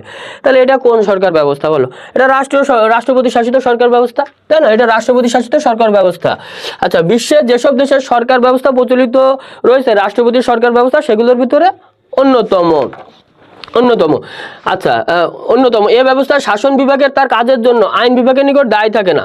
রাষ্ট্রপতি শাসিত সরকার ব্যবস্থায় রাষ্ট্রপতি সর্বময় ক্ষমতার অধিকারী, তিনি প্রকৃত শাসক এবং সরকার প্রধান। এই ব্যবস্থায় আইন বিভাগের সাথে পরামর্শ না করে রাষ্ট্রপতি দ্রুত সিদ্ধান্ত নিতে পারেন, ফলে কোনো সংকটকালে সিদ্ধান্ত গ্রহণে রাষ্ট্রপতি শাসিত সরকার পারদর্শিতার পরিচয় দেয়। রাষ্ট্রপতি শাসিত সরকার ব্যবস্থায় শাসন বিভাগের সদস্যদের আইনসভার কাছে জবাবদিহিতা না থাকায় তারা প্রশাসনিক যে কোনো বিষয়ে দ্রুত সিদ্ধান্ত গ্রহণ করতে পারে। রাষ্ট্রপতি শাসিত সরকার ব্যবস্থার একটা মূল কথা, একটা সৃজনশীল প্রশ্ন, এইটা থেকে তুমি পড়ে রাখো, বাকি সৃজনশীল প্রশ্নে এই কথাটা অনুরূপ লিখে দিলে হবে। আচ্ছা, উদ্দীপকে বলা হয়েছে অশোক, দেখো অশোক তাদের সরকার প্রধানের কাজের জন্য কারো নিকট দায়ী থাকে না, আর যে কোনো জরুরি অবস্থায় আইন বিভাগের সাথে পরামর্শ ছাড়াই দ্রুত সিদ্ধান্ত নিতে পারেন। তাহলে উপরের আলোচনার প্রেক্ষিতে বলা যায় অশোক দেশে রাষ্ট্রপতি শাসিত সরকার ব্যবস্থা প্রচলিত। আচ্ছা, আমাদের শেষ প্রশ্নটা লক্ষ্য করো, শেষ প্রশ্নটা বলছে অশোক ও আতিকের দেশে সরকার ব্যবস্থার পার্থক্য বিদ্যমান। অশোকের তো আমরা বুঝলাম রাষ্ট্রপতি শাসিত সরকার ব্যবস্থা, আর আতিকের কিন্তু দেখো সংসদীয় সরকার ব্যবস্থা, কারণ সরকার জনগণের প্রতিনিধি হিসেবে জনগণের নিকট দায়ী থাকে, তাহলে এটা সংসদীয় সরকার ব্যবস্থা। তাহলে দেখো অশোক ও আতিকের দেশে সরকার ব্যবস্থা অর্থাৎ রাষ্ট্রপতি শাসিত সরকার, আরেকটা হলো সংসদীয় সরকার ব্যবস্থা। তাহলে তুমি সংসদীয় সরকার ব্যবস্থা সম্পর্কে দেখি কিছু কথা বলা যায়। সংসদীয় সরকার দায়িত্বশীল সরকার, এতে ক্ষমতাসীন এবং বিরোধী দল উভয় তাদের কাজের জন্য নিকট দায়ী থাকে। সংসদীয় সরকার শাসনে উদার নৈতিক হয়, জনগণের নির্ভয়ে তাদের মতামত ব্যক্ত করতে পারে। ঠিক আছে, উদ্দীপকে বলা হয়েছে এই যে দেখো আতিকের দেশের সরকার প্রধান জনগণের প্রতিনিধি হিসেবে জনগণের নিকট দায়ী থাকে এবং জনগণ স্বাধীনভাবে তাদের মতামত প্রকাশ করতে পারে, যা সংসদীয় সরকারের প্রতিরূপ। আর রাষ্ট্রপতি শাসিত সরকার ব্যবস্থাটা কি লক্ষ্য করো, রাষ্ট্রপতি শাসিত সরকার ব্যবস্থায় শাসন বিভাগের তার কাজের জন্য আইন বিভাগের কাছে কিন্তু দায়বদ্ধ থাকে না, আর যে কোনো জরুরি অবস্থায় আইন বিভাগের পরামর্শ ছাড়াই নিজেই মতামত প্রকাশ করতে পারে। তাহলে সংসদীয় শাসন ব্যবস্থা শাসন বিভাগকে আইন বিভাগের কাছে জবাবদিহি করতে হয়, আর রাষ্ট্রপতি শাসিত শাসন ব্যবস্থায় আইন বিভাগের কাছে জবাবদিহি করতে হয় না এবং সুসম্পর্কের অভাব দেখা দেয়। ঠিক আছে, কিছু সংসদীয় সরকারের শাসন বিভাগের সদস্যগণ আইন বিভাগের সদস্য হয়, এই দুই বিভাগের মধ্যে বন্ধুত্বপূর্ণ সম্পর্ক লক্ষ্য করা যায়। সংসদীয় সরকার ব্যবস্থায় শাসন বিভাগের সাথে সুসম্পর্ক থাকে, কিন্তু রাষ্ট্রপতি শাসিত আইন মানে সরকার ব্যবস্থায় এইটা থাকে না। তাহলে রাষ্ট্রপতি শাসিত সরকারে যুদ্ধ, জরুরি অবস্থা বা অন্য কোনো সংকটে আইন বিভাগের পরামর্শ ছাড়াই শাসন বিভাগ সিদ্ধান্ত নিতে পারে, কিন্তু মন্ত্রী পরিষদ সরকারে তা অসম্ভব নয়। রাষ্ট্রপতি শাসিত সরকারে রাষ্ট্রপতি দলের চেয়ে জাতীয় স্বার্থের প্রতিনিধিত্বকে অধিক গুরুত্ব দেন। অন্যদিকে সংসদীয় সরকারে দলের সংখ্যা গরিষ্ঠতার উপর সরকার গঠন স্থায়িত্ব নির্ভর করে, ফলে দলকে অত্যাধিক গুরুত্ব দেওয়া হয়। এছাড়া রাষ্ট্রপতি শাসিত সরকারে রাষ্ট্রপতি অভিশংসন ব্যতীত, এই কথাটা মনে রাখো, অভিশংসন ব্যতীত অপসারণ করা যায় না, কিন্তু সংসদীয় সরকারের সংখ্যাগরিষ্ঠতার তারতম্য হলে সরকারের পতন ঘটতে পারে। ঠিক আছে, একেবারেই সহজ, কিন্তু একেবারেই সহজ প্রশ্ন, নিজের পড়তে হবে। এবার চট্টগ্রাম বোর্ডেও সেম আমি এরকম একটা প্রশ্ন রাখছি। ঠিক আছে, চট্টগ্রাম বোর্ড 23-এর এই প্রশ্নটা তোমরা দেখো একই ধাপে রাখছি, একই টাইপ প্রশ্ন। ঠিক আছে, একই টাইপ প্রশ্ন, এই প্রশ্নটা দিয়ে আমরা এই অধ্যায়টা শেষ করে দেবো। ঠিক আছে, উদ্দীপকটা লক্ষ্য করো। ফারিয়া তার গৃহশিক্ষকের নিকট সরকার ব্যবস্থা সম্পর্কে জ্ঞান অর্জন করে। সে বুঝতে পারে যে এ সরকার ব্যবস্থা শাসন বিভাগ ও আইন বিভাগের মধ্যে ঘনিষ্ঠ সম্পর্ক বিদ্যমান। শাসন বিভাগ আর আইন বিভাগের ভিতর ঘনিষ্ঠ সম্পর্ক বিদ্যমান সংসদীয় সরকার ব্যবস্থায়। দলের আস্থাভাজনের ব্যক্তি হন সরকার প্রধান। এই সরকারের দোষের চেয়ে গুণই বেশি, সরকার প্রধান গুরুত্বপূর্ণ কার্যাবলী সম্পাদনা করেন। তাহলে এটা কিন্তু পাড়া প্রশ্ন, একই প্রশ্ন, এটা এখানে আহামরি কিছু নাই। যুদ্ধকালীন প্রথম সরকার গঠিত হয় কখন? যুদ্ধ শেষে, যুদ্ধকালে প্রথম সরকার গঠিত হয়। যুদ্ধকালীন বাংলাদেশে প্রথম সরকার গঠিত হয় 1971 সালে 10ই এপ্রিল, মুজিবনগর সরকার, যেটা বাংলাদেশের মুজিবনগর সরকার। মানে যুদ্ধকালীন প্রথম সরকার, যুদ্ধ শেষে হবে যুদ্ধকালীন। ঠিক আছে, যুদ্ধকালীন প্রথম সরকার গঠিত হয় মুজিবনগর সরকার 1971 সালের 10ই এপ্রিল। আচ্ছা, বাংলাদেশের প্রধানমন্ত্রী কিভাবে নিয়োগপ্রাপ্ত হন ব্যাখ্যা করো। খতে আসো, বাংলাদেশের প্রধানমন্ত্রী রাষ্ট্রপতি কর্তৃক নিয়োগপ্রাপ্ত হন, রাষ্ট্রপতি কর্তৃক নিয়োগপ্রাপ্ত হন। বাংলাদেশের সংসদীয় সরকার ব্যবস্থা বিদ্যমান। জাতীয় সংসদে সাধারণ নির্বাচনে নির্বাচিত এবং পার্লামেন্টে সংখ্যাগরিষ্ঠ দলের আসন লাভকারী দলের আস্থাভাজন ব্যক্তিকে রাষ্ট্রপতি ও প্রধানমন্ত্রী হিসেবে নিয়োগ দেন। প্রধানমন্ত্রী সংসদের একই সাথে সংখ্যাগরিষ্ঠ দলের নেতা ও মন্ত্রিসভার সভাপতি। গতে আসো, উদ্দীপকে উল্লেখিত সরকারের গুণাবলী, মানে তোমার এইখানে মানে সংসদীয় সরকার ব্যবস্থার গুণাবলী সম্পর্কে একটু আলোচনা করতে হবে, ঠিক আছে। উদ্দীপকে উল্লেখিত সরকার ব্যবস্থাটা হলো সংসদীয় বা মন্ত্রী পরিষদ শাসিত সরকার ব্যবস্থা, সেটার গুণাবলী নিয়ে তুমি একটু বেসিক থেকে আলোচনা করবা, ঠিক আছে। যে সংসদীয় বা মন্ত্রী পরিষদ শাসিত সরকার ব্যবস্থার গুণাবলীটা কি, এটা নিয়ে একটু আলোচনা করবা। উল্লেখিত সরকার প্রধানের ক্ষমতা এবং কার্যাবলী বিশ্লেষণ করো, একই, ঠিক আছে। ঘতে 4টা প্যারায় লিখবা একই, মানে ওই যে সংসদীয় সরকার ব্যবস্থার গুরুত্ব আর কার্যাবলী, তুমি বেসিকটা যদি তোমার ক্লিয়ার থাকে এই অধ্যায়, তাহলে এখান থেকে তুমি লিখতে পারবা, ঠিক আছে। 4টা প্যারায় লেখো, ঠিক আছে, 4টা প্যারায় লিখবা। আমাদের এই অধ্যায়ে আর কিছু নাই, ঠিক আছে। এই অধ্যায়ে তুমি এইটুকুই বুঝে পড়ো, পরিণতি একেবারেই সোজা সাবজেক্ট। আমি আশা করি এইটুকু তুমি যদি বুঝে পড়ো, ইনশাল্লাহ ভালো একটা রেজাল্ট করতে পারবা। তাহলে আমাদের এই অধ্যায়টাও কমপ্লিট হয়ে গেল। আশা করি তোমরা একেবারেই সহজ বিষয়, কিন্তু আমি যে সাজেশন সহ টাইপ আকারে এমসিকিউ আর টাইপ আকারে বোর্ডের প্রশ্ন পড়াচ্ছি, এগুলো একটু ভালোভাবে দেখো, ঠিক আছে। এইগুলো ভালোভাবে দেখলে তোমার কোনো সমস্যা আশা করি হবে না।